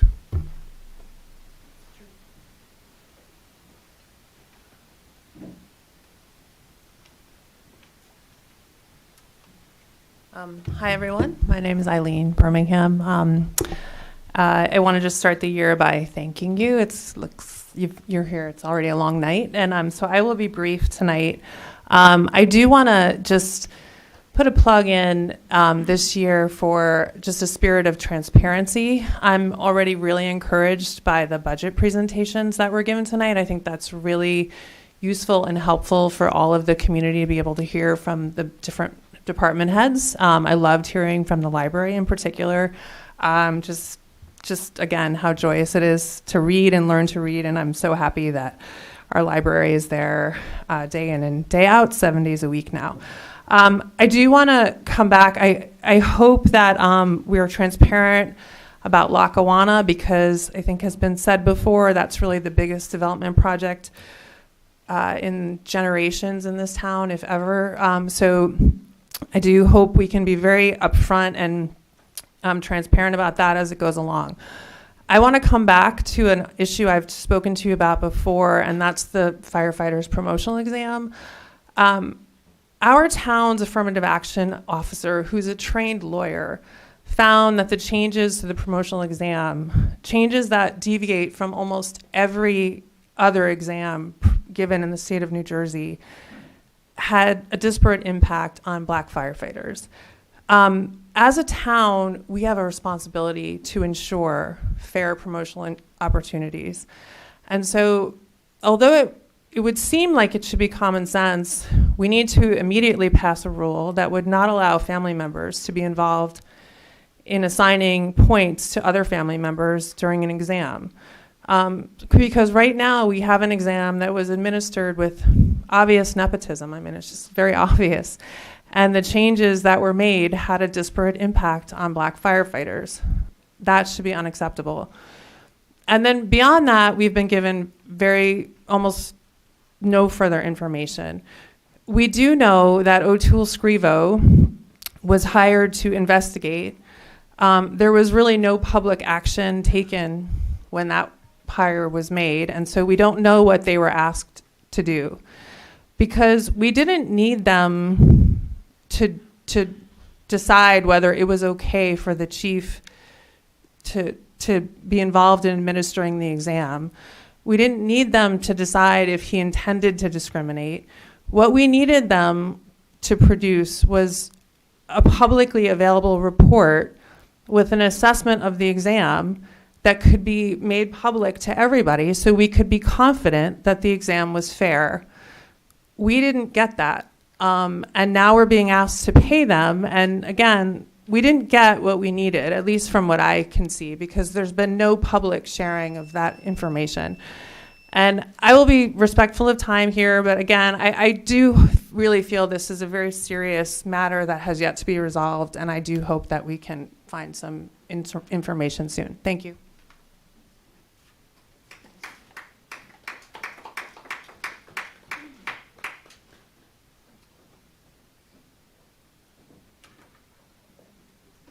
Good evening. I'm Renee Baskerville. I just wanted to briefly stand up and let you know I've consistently been here and talked about quality of life. I've talked about public safety, and I've talked about infrastructure with regards to new developments, pending developments, and development that's already underway. Tonight I just want to reiterate, because it is such a great opportunity when we're able to hear the police officers sit here and talk about the demands on their job and the situation they're in now. And we're hearing that they have 111 officers on their team, and that that's down from their historic 116. And that just wants me to come up and once again say to you, please, let's slow down long enough to get all the information, all the data that we need. Because as they spoke, I said to myself, how great it would be if we had the information that I was suggesting we would, slow our roll a bit on to get before we move forward with any specific development, so that we would know that if you increase the residents by, let's say, 700 or say 1,000, if you look at the developments in any area, how many police officers do we need to accommodate for that? So I wasn't able to get the answer here, but I did pursue it with some of the police officers, and it appears as though a good number with the anticipated development would be somewhere between the 116 that they mentioned to you tonight and 120. So I'm just here to say that I'm very much in favor of supporting the resources that our police need. I think our township is doing a great job of providing safety to the entire township. I like the fact that if I call and I'm in the southernmost border of the township. They get there within 3 minutes. And I think quality of life matters, so please consider those things. And I look forward to hearing from the firefighters, I guess, at the next meeting that we have, and trying to find out what their needs are and you know, taking into consideration the development. So thank you so much for what you're doing. Thank you. Okay, seeing no one else, excuse me, no one else moving to the microphone, I will move to close debate. All right, with that, we'll close debate. Ms. Talley, would you mind coming up? Said we would address some of these questions at the end, so if you can give a little bit overview of the ordinance. I do know that there's going to be a move. We will table it with the change that we've gotten in front of us here tonight, but can you speak to a little bit, and then, of course, we'll move on that from that piece. Absolutely. The questions were raised regarding Ordinance O-23-06. And when the Economic Development Committee met and we reviewed this ordinance, there was an issue because the ordinance interchangeably uses the term structure and building. They're two different items, and they're defined by the municipal land use law and also defined in our zoning ordinance, where this ordinance lies. And under the existing ordinance, it requires a demolition permit for any removal of any structure on a potentially historic site that has been surveyed. Now, a structure is defined in our zoning ordinance as anything constructed, the use of which requires permanent location on the ground or attachment to something having permanent location on the ground, including central air conditioning units, stationary and portable carports, but excluding paved parking areas, driveways, and walkways. It includes things like fences. It really is not the intent to require the HPC to review those types of structures on these sites. So in order to clarify the language, we removed the term structure and kept building, which is also defined in our ordinance as a structure having a roof supported by columns, posts, or walls. So that was the intent. There was no nefarious background to this. It was really to clarify it and the intent of it. I know that there were some concerns raised about Lackawanna Plaza and all of the historic elements of Lackawanna Plaza, but quite frankly, those are defined in the redevelopment plan, and the redevelopment plan will ensure that those are protected.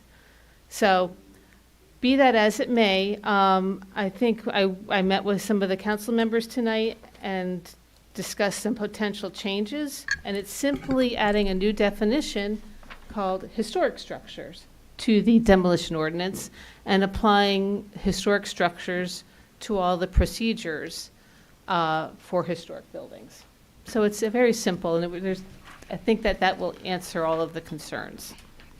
Great. Any information you have on age of buildings was one of the things. The age of buildings is a submission item. It has nothing to do with the designation of a historic structure or the application of the requirement for a permit for a total demolition. All it is, it's in there right now. It requires somebody who's applying for a permit to totally demolish a historic building or structure. They have to include an assessment of the age of the building. So it's not a trigger, but it's a reporting requirement. Great, thank you. I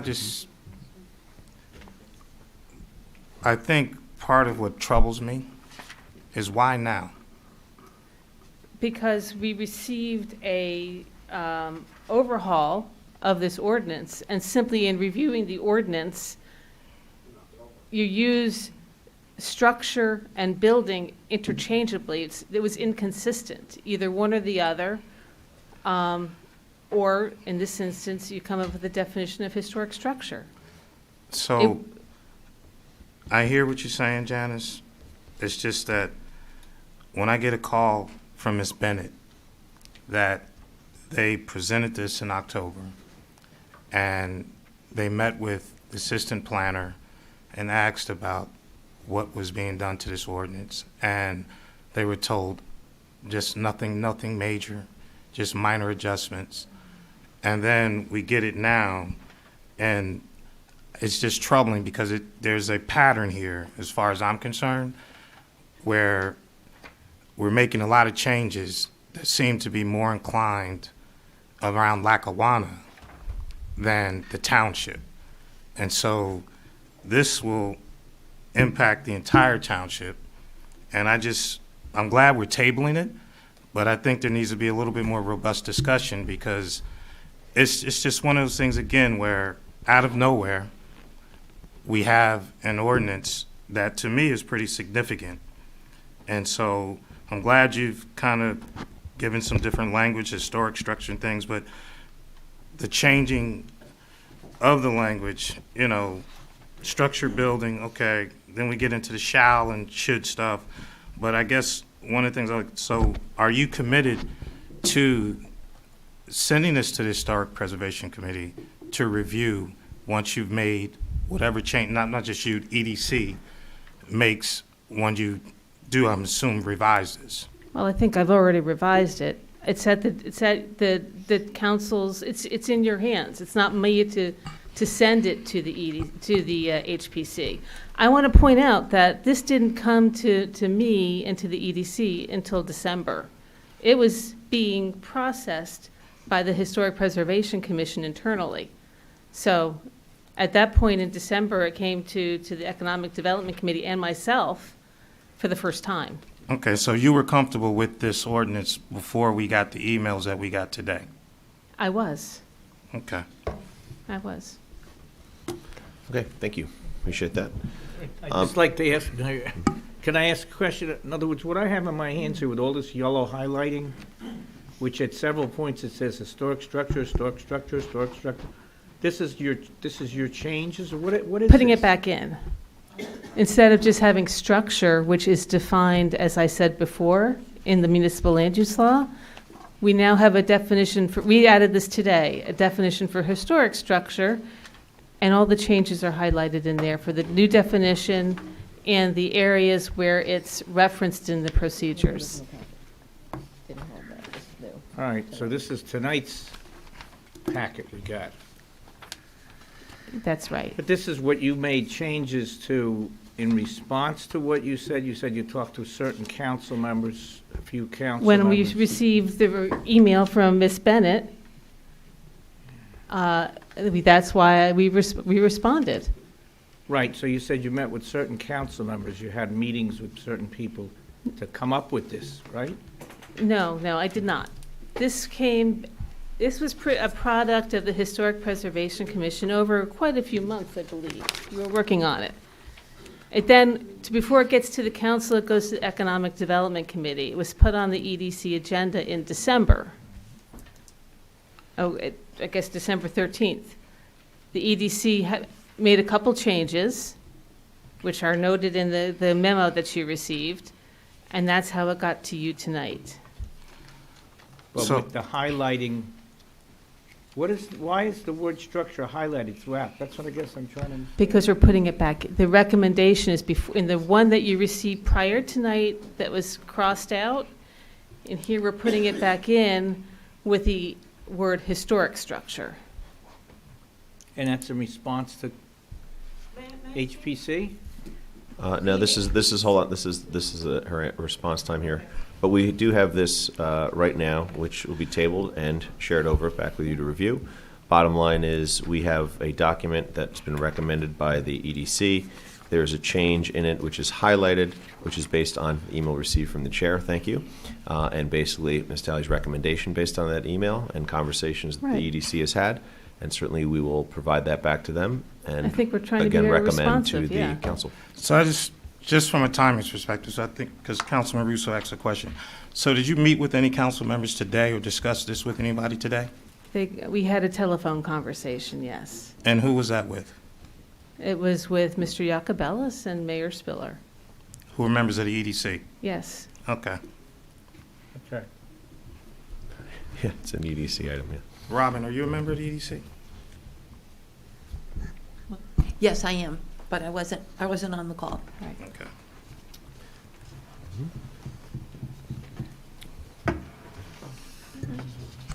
to note officially, Councilwoman So we're going to Schläger. motion to table? Is that- You, just as a note, you were called, but you Oh, just weren't yes. available. Thank you. Absolutely.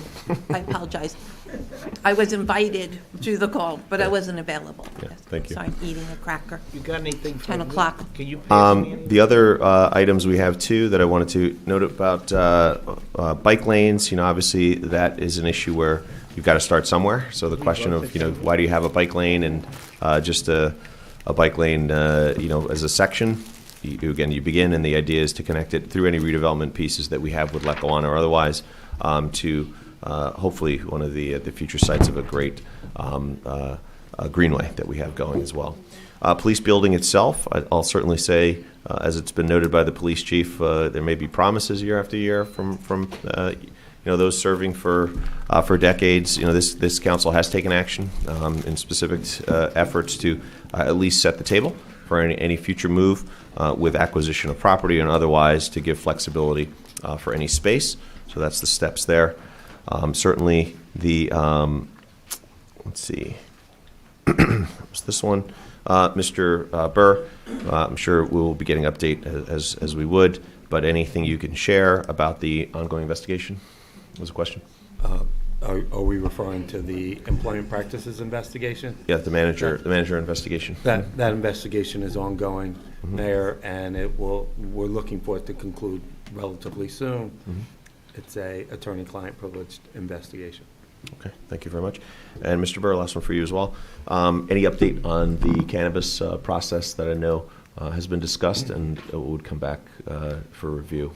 Yeah, I believe there's a meeting scheduled to meet with the working group to discuss moving the applications that exist for the retail licenses to the council for consideration.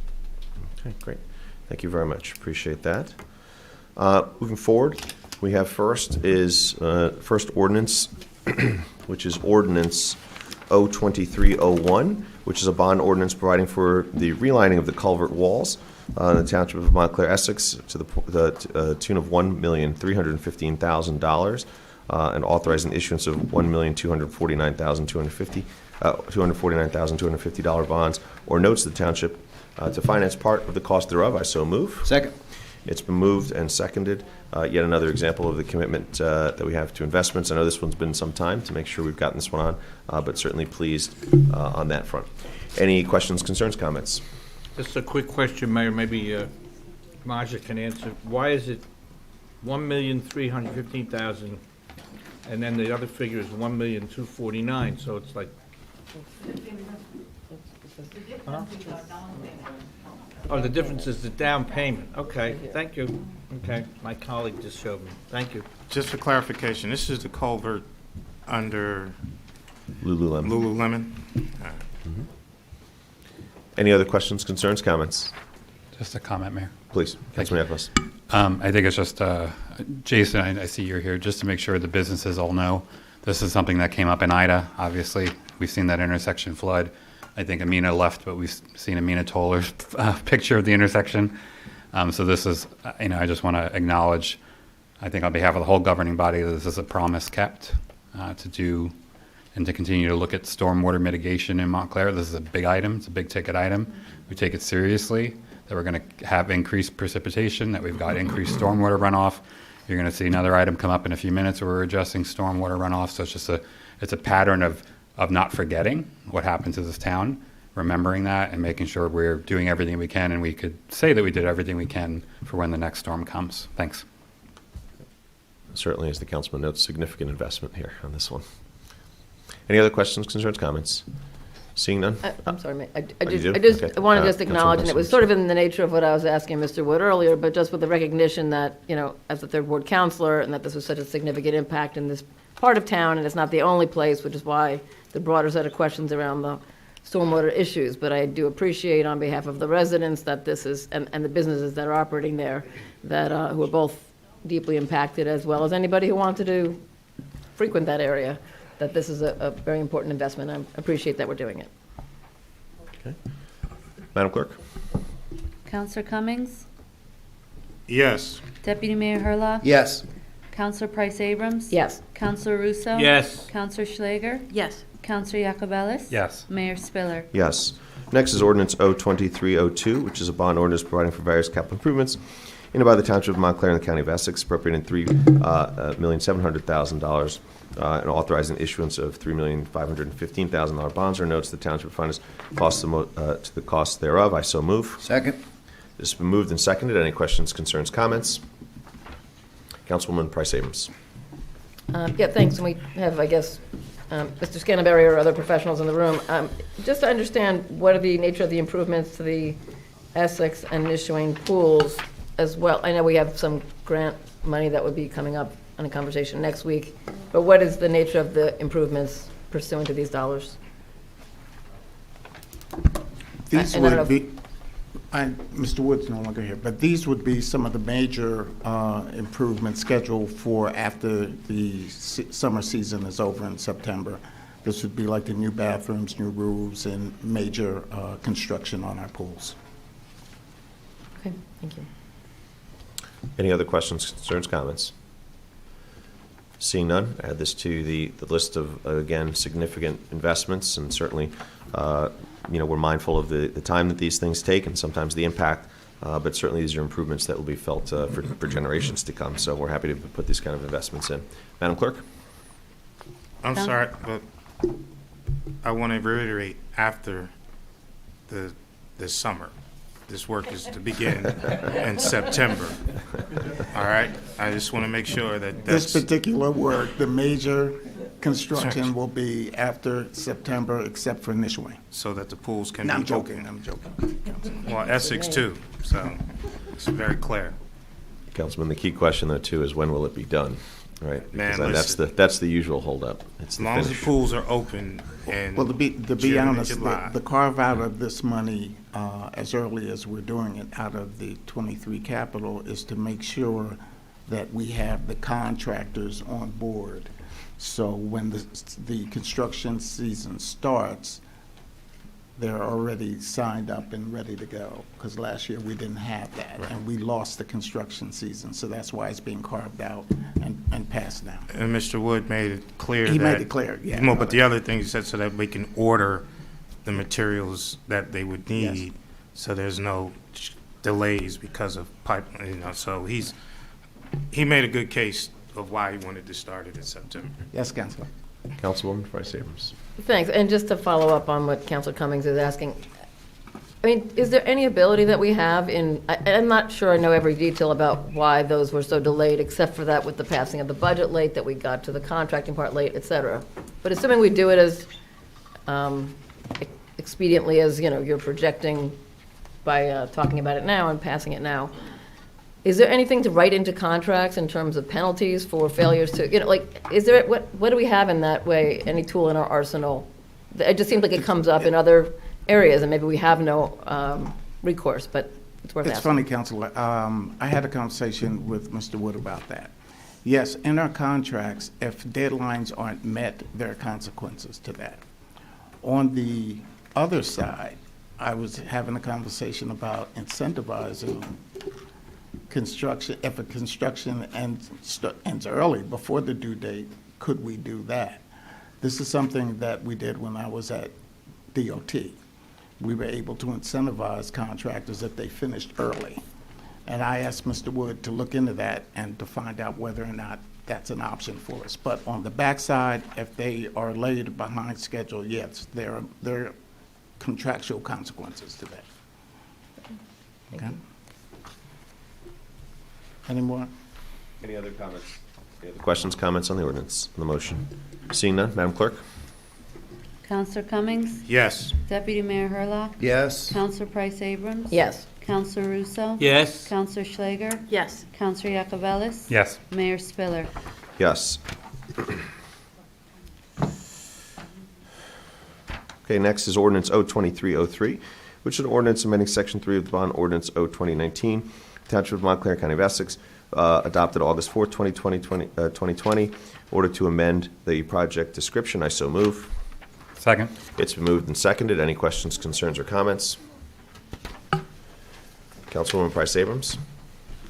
Thank you, and again, Mr. Scanaberry or Ms. Rao, just so I understand, this is the schools, we had owned the debt for these projects previously, so we're still, we're changing the terms that they have some flexibility how to spend it. They're not capped out in given areas the way it was originally structured. So this is just to give them flexibility, and that's a good thing. Okay, thank you. Any other questions, concerns, comments? Madam Clerk? Counselor Cummings? Yes. Deputy Mayor Herlock? Yes. Counselor Price Abrams? Yes. Counselor Russo? Yes. Counselor Schlager? Yes. Counselor Yacobelis? Yes. Mayor Spiller? Yes. Next is Ordinance O-23-03, which is an ordinance to amend Section 347 zoning of the Code of the Township of Montclair, and I so move. Second. Wait. Oh, that's okay. Before we talk about it. Oh, I'm sorry, yes. Yeah, go ahead. Please, we second it. It's Okay. been- Mayor, I don't want to step on your toes. No, no, I'm just trying to help. Yeah. It's late. Here, it's been, I appreciate you all rushing to second that, but okay, it's moved and seconded. Now, any questions, concerns, or comments? Councilwoman Schlager. Yes, thank you, Mayor. Thank you, Deputy Mayor. I would like to respectfully ask the council if we could table this ordinance for this evening for further discussion with the residents on the Parkway. The Parkway is the street that runs adjacent to Edgemont Park. It's on the north-south. Oh, I'm so sorry. Never mind. Impervious zone. Here, the crackers, here, give the crackers back. She needs food. I thought you were talking about the D. parkway, Mayor, I do have a question. On this Yes. one? Yes, it's impervious, it's about the impervious. Yes. But Councilwoman? My question is just that we had a copy which I reviewed prior, and then we were handed another one, so I'd like, since I haven't had the opportunity to compare them, what were we handed tonight? I don't know if Ms. Talley's still here. What were we handed tonight that is different than what we were given before? In terms of this, On this ordinance, D, on D, there were two Ds? I had one that I showed up with, and then there was one here for me, and I want to know if it's different. Nope, not on that one, that's No, F. we made no changes from when we received the packet on. I don't know where there was a copy in our places. There wasn't a copy of everything, so I just thought there was a change to it. But if you're saying there's not, then I'm okay. I think it's, from looking at it, I think it's just the number, it was incorrectly numbered before. Oh. Okay. I didn't get a 2D sheet. I had one when I arrived, and there was one waiting for me here. So I don't know why there was a new one. All right, That's she's it. got 2 Ds. Yeah, and it's a different agenda, agenda. Okay. Okay. All right. Any other questions, concerns, cons? No, not at this time. We have the moments for public comment, questions on ordinances, et cetera, but that would be at the time when you would do it at public comment. Madam Clerk? Counselor Cummings? This is on, Item D. okay, and so we have one D? Except you're the only one that had two Ds. I had one when I arrived, and there was one sitting here. That's all I'm saying. They're the same. It's the same. But they're the same, okay. Okay. I'm advised. Vote on it. The mayor noted that the number of the ordinance was corrected. Oh. Oh. That's what it was. Nothing on You're section. welcome. Nothing on section. Counselor Thank you. Cummings? And that was going to be my comment. Yes. Thank you. Deputy Mayor Herlock? Yes. Counselor Price Abrams? Yes. Counselor Russo? Yes. Counselor Schlager? Yes. Counselor Yacobelis? Yes. Mayor Spiller? Yes. Okay, All right, Robin. next, and Councilwoman Schlager, would you like us to hold this one? Second. Next meeting? Oh, yes. Would Yes. you like us to hold it? Thank you, Okay, Mayor Spiller. Then it wouldn't need a second, I just won't introduce. So thank you. Okay. I know. Thank you. Thank you, How everybody. quickly you're Okay. rushing on that one. Okay. For the next one, we will be doing the same, so thank you very much. So next, we have Ordinance O-23-07, which is an ordinance to amend Section 327, Vehicles and Traffic, to the Code of the Township of Montclair, and I so move. Second. It's been moved and seconded. Any questions, concerns, or comments? Yes, Mayor. Councilwoman Price Abrams? I think the intention is exactly what I had been part of a conversation prior to create a four-way stop at Claremont and Forest. But what the memo is slightly confusing, so while that's not in the ordinance, it's not maybe an issue, I wanted to clarify if you could look at the memo, the fourth full paragraph says, including stop controls at the eastbound and southbound Claremont Avenue approaches. So I think it was just a mistake. It should have been eastbound and westbound.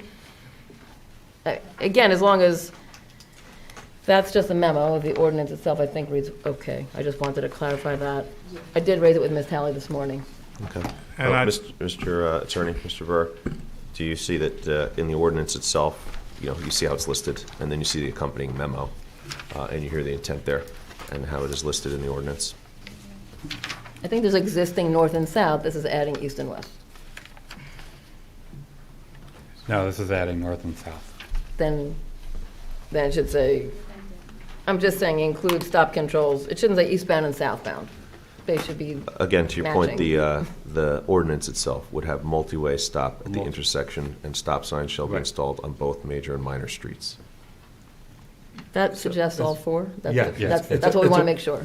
Adding a four-way stop to that intersection. Well, That's that what you want. term, that plain spoken term isn't the way it's drafted, so just to make sure we all mean the same thing. Yeah. Okay, thank you. So you're adding a stop sign on Claremont, essentially. Yeah. So the conversation we had with the traffic consultant, who's going to take this into consideration as part of Lackawanna, if he comes back with something that says this doesn't, because of the traffic that ends up going to North Fulton, then we may be coming back and revisiting this. I think we just have to talk about the date they dropped the signs into the ground and the date that they're studying that intersection, and just connect the So dots. we could just hold make sure off they're talking to the each other. actual implementation of this till we have better information. Yeah, because we still have to, I don't know if we could even get this listed for next week. There's not enough time, right? So we still have to vote on this a second time, and then we can do an emergency resolution to make it go in effect immediately. So I would think by the middle of February is when they could put stop signs in the ground. Yeah, we had a So, meeting with Stephanie last week, public safety, and the idea of making Claremont a left turn only, and then getting rid of the parking on Claremont. I guess that would be on the south side, would allow traffic to flow down there. But it's tight. And so adding that left-hand turn onto North Fulton, but then taking it, that's, again, so you're telling traffic, you want traffic to improve coming down the street, but then all of a sudden stop at Forest. So it's kind of like, we got to connect the dots with all the changes that we have coming before we do something like this. I think we really need to look at that, because that's going to be you're allowing traffic to move faster through this area, and then all of a sudden it's got to stop at Forest Street. So I'm not sure that this is something we need to really look at. We need to look at this further through Stephanie with all of the changes that may happen there, as opposed to just doing this immediately. That's my point of view. Well, she was involved in this. I mean, to your point, she was engaged in this. yeah, and this is actually, part of the intention is to help with because what's happening is the cars are backing up down the hill, Claremont, and we don't have a block-the-box thing in that intersection. And so, because there's almost no interruption of cars trying to get up through the light, and takes 3 or 4 lights to get through, the cars trying to turn off a Forest don't have an opportunity to, because there's no stop sign at all. So just creating a yielding opportunity. And then the idea for, at the top of the hill by Paper Plane Coffee, multiple suggestions. One is a delayed signal and left turn, so that all the traffic can clear for at least 30 seconds going westbound before the eastbound light would turn green. Another would be a no left turn at all. Another would be to put a left turn lane in, which would eliminate the parking along Paper Plane Coffee. But the stop sign, per Lieutenant Ignazzo at the time, it's catching cars that are coming down the hill eastbound, which is not the problem side. The problem side is going westbound up the hill. I just hope we don't create a problem. Yeah, it's all connected, and then I think making sure that the traffic study reflects. We need to the watch changes this is closely. important. All right. Any other questions, concerns, comments? Seeing none, Madam Clerk? Counselor Cummings? No. Deputy Mayor Herlock? No. Counselor Price Abrams? Yes. Counselor Russo? Yes. Counselor Schlager? Yes. Counselor Yacobelis? Yes. Mayor Spiller? Yes. Next is our new business resolutions. First is Resolution R-22-295, which is a resolution to amend Resolution R-22, authorizing the execution of a professional services agreement with Brightview Engineering to prepare a traffic study for Lackawanna Plaza Redevelopment Plan. I so move. Second. Moved and seconded. Any questions, concerns, comments? Yeah, I'm sorry. Does this amount account for the conversations we had with the consultant from Brightview in terms of extending the streets that he was going to look for? Not yet. This is to pay for the first round.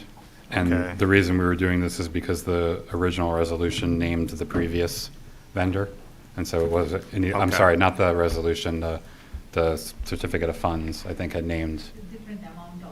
Yeah, it had named the previous vendor. So this is just clearing that up so we can pay them for the work they've already done. It's Okay. another scope of work to introduce the additional intersections and the rail crossings.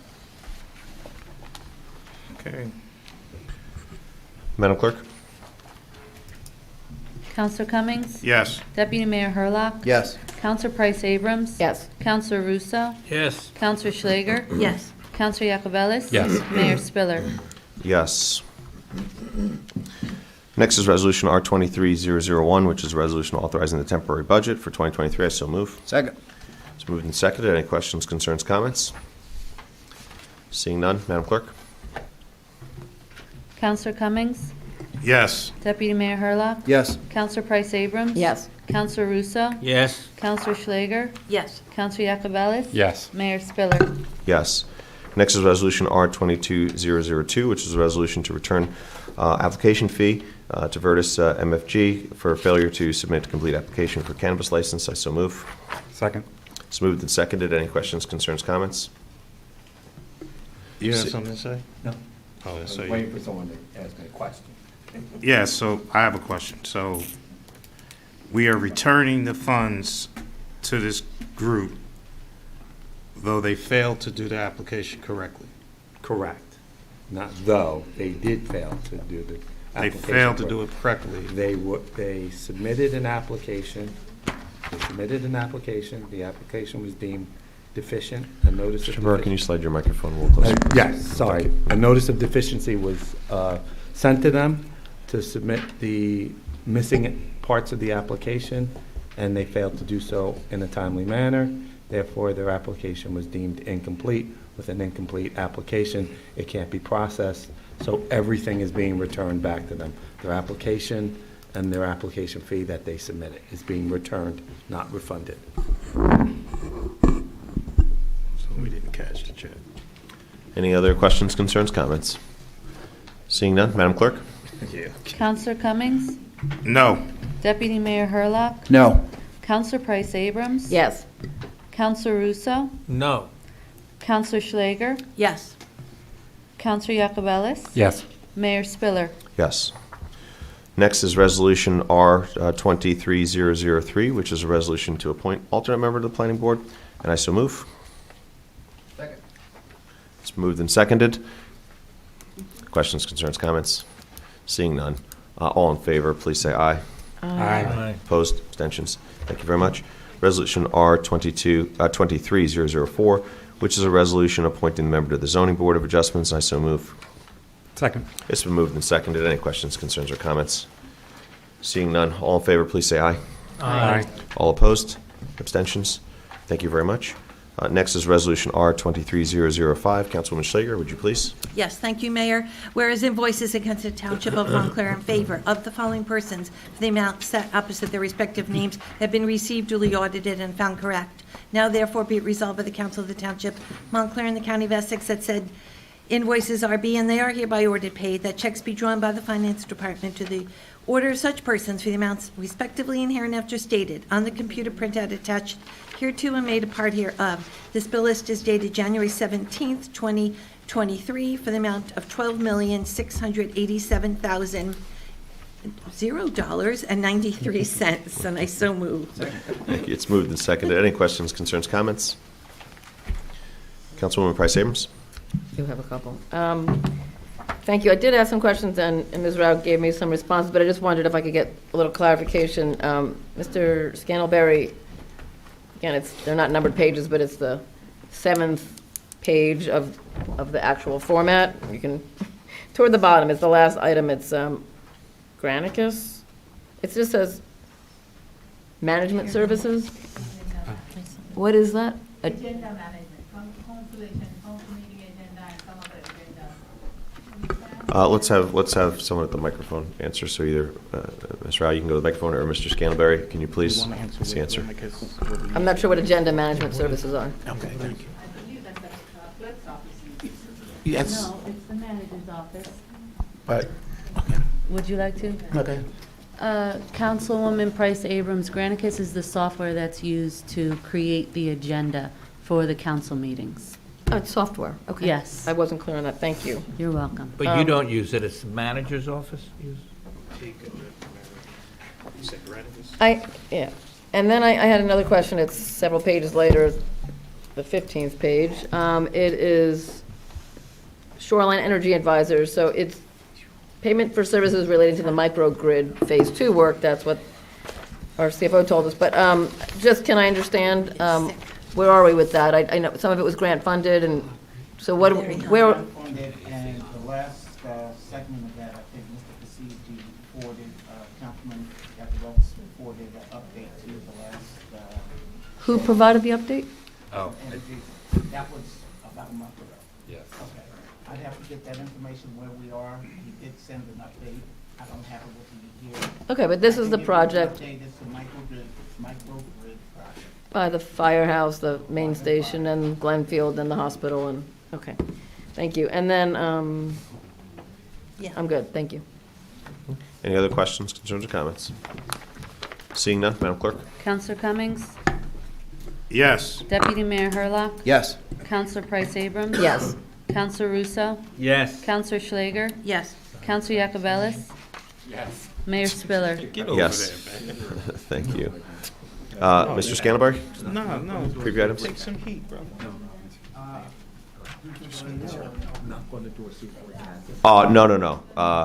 We have the discussion items. Yes. We have one more resolution. Oh, sorry. It's a new one that was in your, sitting there today. Right. Letter N. Oh, the N. Yeah. Letter N, With the red sheet, which is important. the red sheet. Here, Mayor, you have it? Oh, yeah, I did. The mesh one? Okay. Yep, we've got one more which we'll add on, given the timing of things here. So Resolution R-23-007, which is a resolution authorizing an agreement between the Township of Montclair Emergency Services for Hope to partially underwrite emergency overnight shelter services, and I so move. Second. So moved and seconded. Mr. Scantlebury, how does this dollar amount compare to what we usually spend in support of this work? We're I hear you. I'm sorry. Is your microphone on? We're going back, Mr. Mayor, to what we've done in the past, where we give them 17.5 for January, February, March, Okay. and then another 17.5 for October, November, and December. Okay. For the overnight respite service. But the dollar amount is the same. The dollar amount remains the same, 35,000, so that, they're able to do the work that they've been doing. Okay, thank you. Is that enough, though? Because I've heard them want 50 in the past. No, they do outside, they do other fundraising, Bob. I know that. And- They've come to us before saying they needed more, but that's years ago. Yeah. Yes. So, if I may, this is going to Mesh, and then they contract with the service provider? No, Or- Mesh They are. run the program. Mesh But where are hires they housing people? they're doing at St. Mark's. They've Okay. been doing it since last year. So they pay the money we give them to St. Mark? No, No. Mesh brings in the staff and everybody. So St. does Mark is the- just contributing the space? St. Mark's, right, There's nothing the space. transactional there? Okay, Right. thank you. Any other questions, concerns, comments? Seeing none, Madam Clerk? Counselor Cummings? Yes. Deputy Mayor Herlock? Yes. Counselor Price Abrams? Yes. Counselor Russo? Yes? Counselor Schlager? Yes. Counselor Yakovitz? Yes. Mayor Spiller? Yes. So So, Mr. Scantlebury, I know you're looking at the urgency of time to cut out this whole section, but let's go through the preview agenda. Appreciate that. No, I didn't have to end. This is a resolution establishing the cash management plan and naming official depositories for the Township of Montclair for the calendar year 2023. Use the mic, please. You can't hear me? I didn't know. Okay, my mic is on. I'm good on the first one, but just for the next one. Agenda item 2 is a resolution authorizing the township to accept and qualify responses to the request RFQ for the township grant writing service providers for calendar year 2023. Mr. Scantlebury, question on that, because I don't usually see accept and qualify. Why wouldn't we have on here to put the terms of the agreement for the next one? I'm sorry, put the terms of... Why do we have the accept and qualify when, as you see for many of the other ones, it says execute the contract? Why would we have accept and qualify as opposed to execute a contract? I think that... These were not evaluated yet. The proposals were not evaluated yet. Okay, so why are we making a motion to accept when we don't make a motion to accept for any of the other ones that we have? No, the other ones, I think the planning department, she already evaluated. I don't have the agenda in front of me, but I got it. So I'm noting that we don't make a motion to accept the other ones that come in. So why are we making a motion to accept this versus execute a contract? contract with who, like 4 of them. This, Oh, I'm not reading this. this is a resolution to accept these particular contractors as being qualified, as responding to the RFQ and be determined qualified by the QPA. Oh, I know what it is. Not to I know that. contract with any of them. My question then becomes, for all the other ones that we do not accept it for the different ones that were presented for engineering. We award a contract, as is item 4 on this one. We do not accept all the ones that were provided for item 5 on there. We are awarding a contract. We do not accept it for the other one. We accept. That's what I'm explaining, that the rest of them are evaluated by the evaluation committee, but this one is not yet evaluated. When it's evaluated, then we award the contract to. Okay, so why is it on here to accept? We don't accept the other ones. Why is this one on here to accept? I'd have to check I'd have to check. I have to follow up on that, because Okay. I'm not sure. Okay, so yes, if you look at it for the next meeting, to have it on there to award a contract, like we do for all the others, or to explain what it is, the difference. I have a question. Who's doing the evaluating In this case. in this QPA. case for the grant writing? I would just- Ms. I would Rao assume just the said- QPA? No, this evaluating committee, whoever you decide, whoever is Okay. Well, something does seem a little off here in that this is a holdover, meaning one that we're continuing likely service with, just like we would the other ones that are recommended on here, Neglia. So for any of these entities that we roll over, and that might be our broker, health insurance broker, like IMAC, like other ones we do, we put them on the agenda to authorize a contract with. This all of a sudden has a accept, which I have not seen before, for qualified responses. So for this one, I think I again look at it to say it should be followed in the same pattern that all the other ones are. I can check to and be on follow there. up why it wasn't, but I don't think that's a knock on the Orby Group. Well, I see it's different That's than not all. why- I that's see what it's I'm- different I'm than no- all I the other wouldn't ones take I've it seen that for way. years, 10 years. So The engineering services, whatever proposal something's came, messed up. system would be evaluated and selected one. In this case, we haven't done the process yet. We have to evaluate and then you select and then you can award the contract.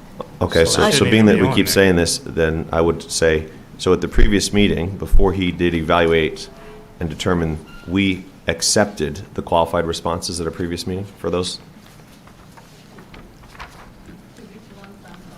The example you just gave, Mr. Wood is recommending, right?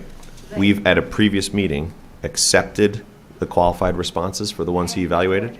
Right? Accepted and awarded. Is that the question? That is not the question. The question is, at a previous meeting, did we accept and qualify responses for the engineers or any of these other items? One same meeting, you can do everything in one meeting. But we have to go through that process, is your question, I believe. Well, are you saying Neglia Engineering is our firm of record, and we had to put them on a list and then select them? Or we can renew them? No, no, because we advertised again, it's a new year, new advertisement, new proposal, and then selection, evaluation of the proposal, selection of the proposal. So who will be, I think this is maybe part of the mayor's question, I'm wondering as well, who is selecting this? Grant, we haven't decided, the manager is going to determine who is evaluating committee to evaluate the proposal and award to. Is it a council committee or a professional committee? I guess I'm not clear on It who's has been doing a it. council committee. It's a So council the- committee. So the three of us who have been serving as the Yeah, it's the education same- committee. Yeah, nothing's Okay. changed with that part. It's just that So, these are so I'll all- say this, so by the next meeting, I'm sure we'll meet and talk about it, so we can put it on to accept and You move can forward, just accept like it is for whichever- all whichever the So other you'll ones. amend- you want, but We'll amend this draft to reflect this language If you change, wish that to we can then award- move it. No, you can award next meeting when you do the Okay. evaluations, you can award. But this is the grant writing. one. Yes, it is. Yes. You're looking at next. But if It you was want just to- in comparison. if you want to use it, It's just- then in the meanwhile, the amount, you can do from this. Okay. Number 3. Mhm. If I could just say one thing, as a member of the planning board, we just went through, we look, the contract was up for the planning board engineering. So we accepted, there were 4 bids for RFP, and we spent the better half of 3 hours a couple of weeks ago at night, the little personnel committee, and we interviewed each engineering firm. And then we talked amongst ourselves on who to award the contract to. So that process, I don't understand why that process isn't followed here. Like like, for instance, Neglia. Does Steve Wood say who the engineering firm is?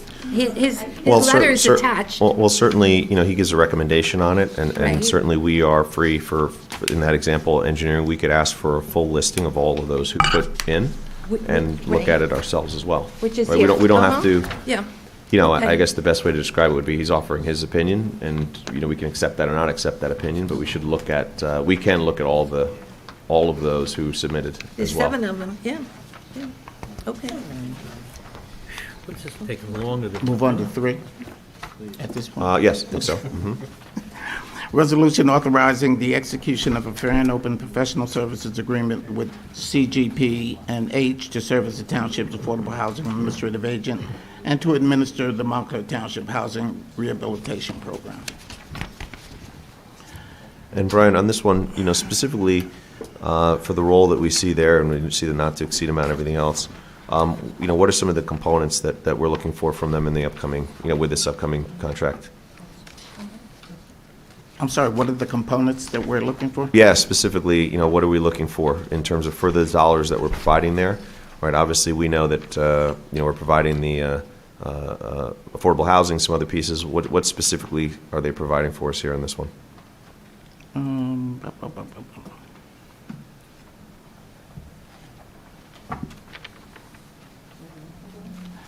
I believe they're doing this certification. They're doing the certification of these contracts that they've always done with us. I don't think nothing has changed. I'm confused as to the question. The question is exactly what their role is and what they'll be doing in this. They're doing the certifications for our affordable housing programs. Okay, so the certifications, you're saying? Okay.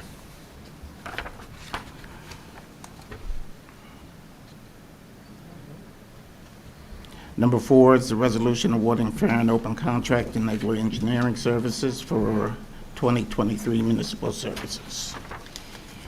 And you said you wanted to, Yeah, Yeah. so Ms. Chally, when we did the process of interviewing the engineers for the planning board, she told us, the personnel committee and the planning board, that there's a new rule that every year that these firms that the planning board uses they all have to be interviewed and evaluated. We had evaluation sheets that we coded when we were done with the interviews.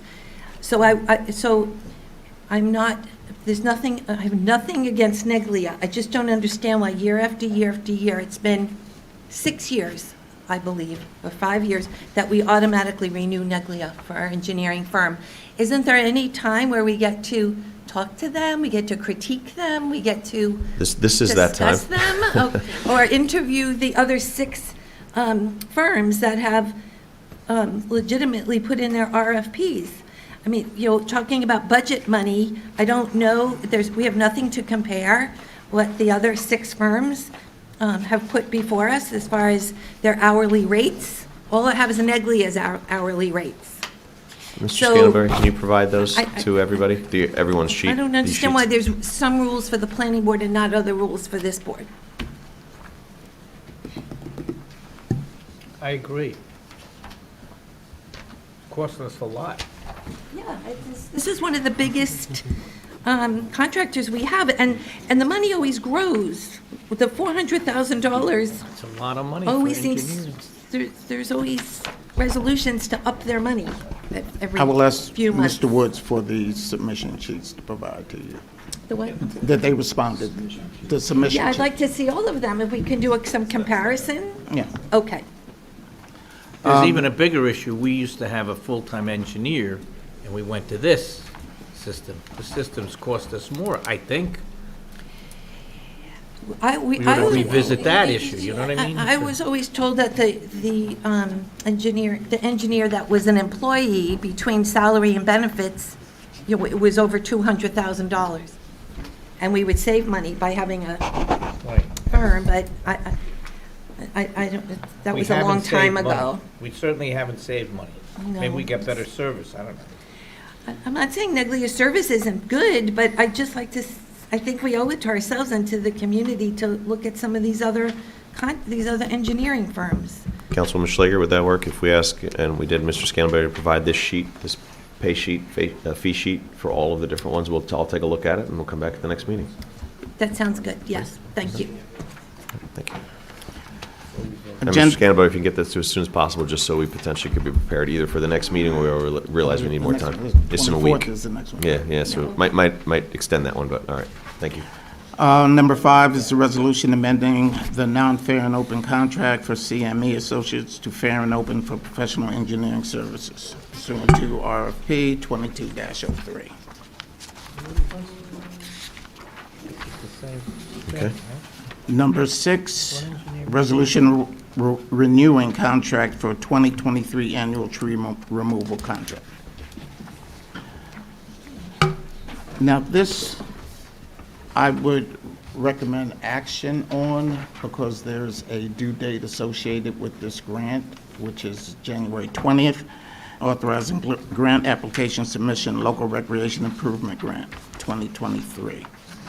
I move we do it tonight. Second.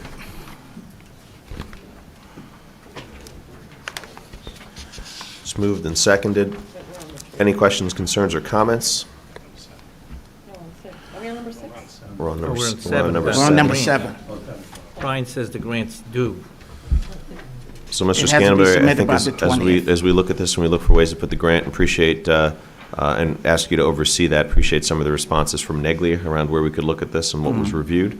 One of the things that we certainly heard tonight from our recreation department was the need to put money into the rink as well, right, and look for and search for grants Yeah. as a way to do that. Right. So just keeping that in mind, knowing the tight time frame, turnaround, and basically what was already in place for this, Right. it seems to work. But we also know we did have $100,000 in the budget for the rink as of a year or so ago, which we can refer back to as to where those dollars were to be used. Right, we took those dollars and used them for cleanup costs, if you may remember. And if you recall, the issue with this is that the grant money had to be project-specific to identify. Yep. You're hearing me on. Yep, I agree with that. I think it's a good point to note, though, as we look for these grants and pieces. I know there was some move from the subcommittee to look at this and see if these dollars could be redirected in that instance, in that way. Into the rink. Into the rink. Right. Did- So we did. We got the information there from Neglia as Right. well on that. So I think it's a note, and I know that the committee has spoken on this, right, to see, making sure we're looking at future grants for that work, right? Because again, we diverted the $100,000 from it last year, so we should have some ready-go items and some pieces we can do. And there's actually a lot more stuff that we know. Certainly any of us have been having conversations. But something to keep an eye on as we look at these. And So- then, let me ask, I know that an engineering firm did a walkthrough with you. Did they come back with specific projects that need to be done to make this thing sustainable, or? Yeah, the big thing that they came back with was really it needs a much deeper dive to look at some of the different, much deeper dive to look at the pieces. Yeah. The top line fundamentals are HVAC was the top one, All right, so HVAC to the tune of about $250,000. So it's again more than a $100,000 grant here. But again, you know, we could even do down payments towards some of these things. But top line item for that was HVAC system. You know, and again, addressing some of the things we've seen in there. Anything more than that, I think, is a broader conversation too. Yeah. But that's one of the pieces. Because it gets to the good money after bad conversation, I think. So I have a question about, because when I saw this, so Mr. Wood told me that this money had to have a project associated with it, and there was nothing else that it could go to. So has he changed his mind? No, it's going to the pools. Okay.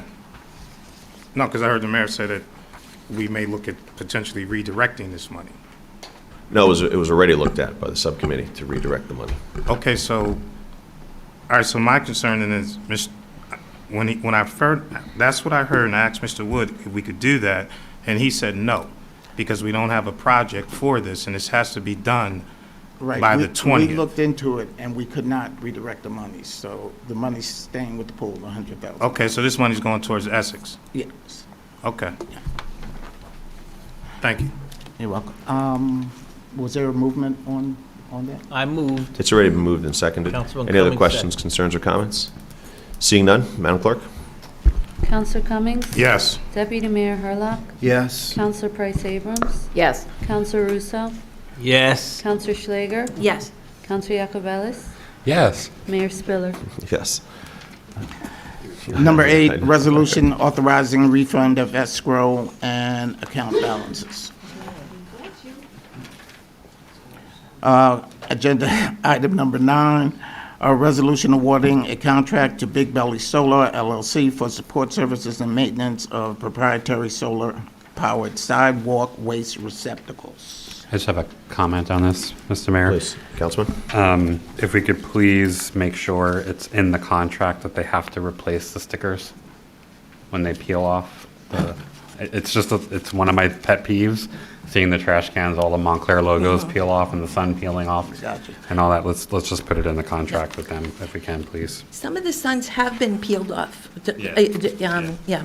I mean. I don't know if it's like a but inventory. It's neatly, I mean, you know, and it just says Montclair. Yeah. But you're right. Mr. Scantlebury, some of the pieces with this too, the original ones were, as the lease process of this is upgrading with changes. I wouldn't put it past to not get the update that they've got newer models and other pieces that they were supposed to, part of this deal was, Yeah, let's give us look- the yeah, latest and we can greatest look at every, that, yeah, so yeah. let's just confirm that we're still on the latest So we got the version. And latest to the and greatest? councilman's point, either refresh the ones if they are, or, haven't we gotten some of the newer ones with some of the newer modifications if there are some that exist, compacting and otherwise? Thank you. I'm sorry if I may, to the point about these, is there a list of the designated intersections or streets or where they are going? I know, Yes. can I have access to that? Yes, please? I can see if I can get a snapshot of the dashboard, because we can check to see what percentage of whether they're falling out or whatever, so. Yeah, If I can't do it, I'll have someone give you a snapshot of the dashboard of where they're located. Thank you very much. Okay. Any more questions? No. Agenda item number 10 is a resolution authorizing the pre-qualification and award of a fair and open professional services contract to Beneneke Economics to serve as Township Financial Consultant for calendar year 2023. And that's the last one. All right, thank you very much, Mr. Scantlebury. So, next we have ordinance, Resolution R-23-006, which is a resolution authorizing executive session without the public being permitted to attend in accordance with NJSA 10:4-12B. The subject is potential litigation, independent employment practices investigation. I so move. Second. It's moved and seconded. All in favor, please say aye. Aye. All right, we will now enter executive session. Thank you. Miss, to our new HR person. Yeah, we can wait 5 minutes. For you to stay tonight, you're commended.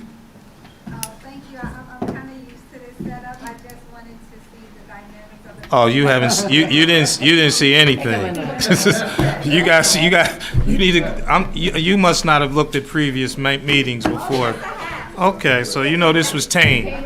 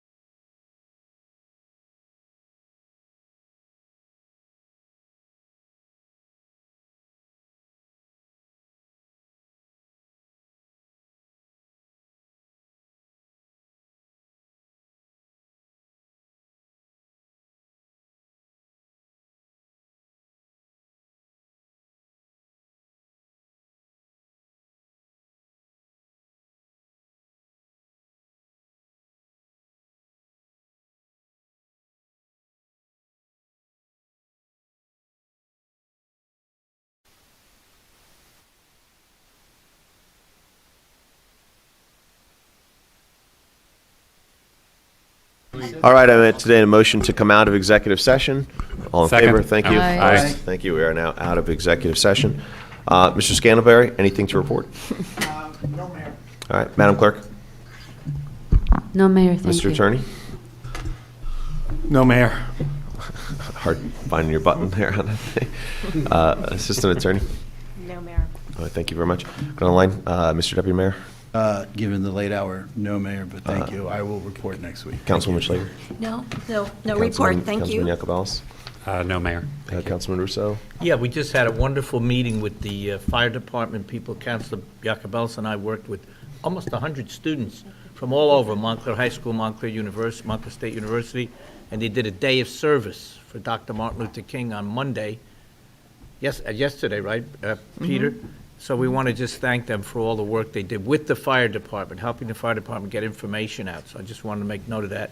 For Martin Luther King's holiday, the students were there doing a day of service with Peter Yacobelis and myself and the fire department. Thank you. Councilwoman Price Abrams? I'll just also acknowledge that it was a very joyful celebration of Dr. King's life and work and various services and the breakfast, and just we'll talk more about it next week like others have said. Thank you. Yeah, it was great to see you at the breakfast, Councilwoman. Enjoy your company sitting there. Certainly, I'll just take that moment to also note that the struggle for so many and also the allies like Mr. Gill and others who have been so key along the way. So that was great. All right, with that, I'll entertain a motion to adjourn. Moved. Favor? Okay. All in favor? Aye. Opposed? Thank We are you. adjourned. Thank Good you. night. Have a good night.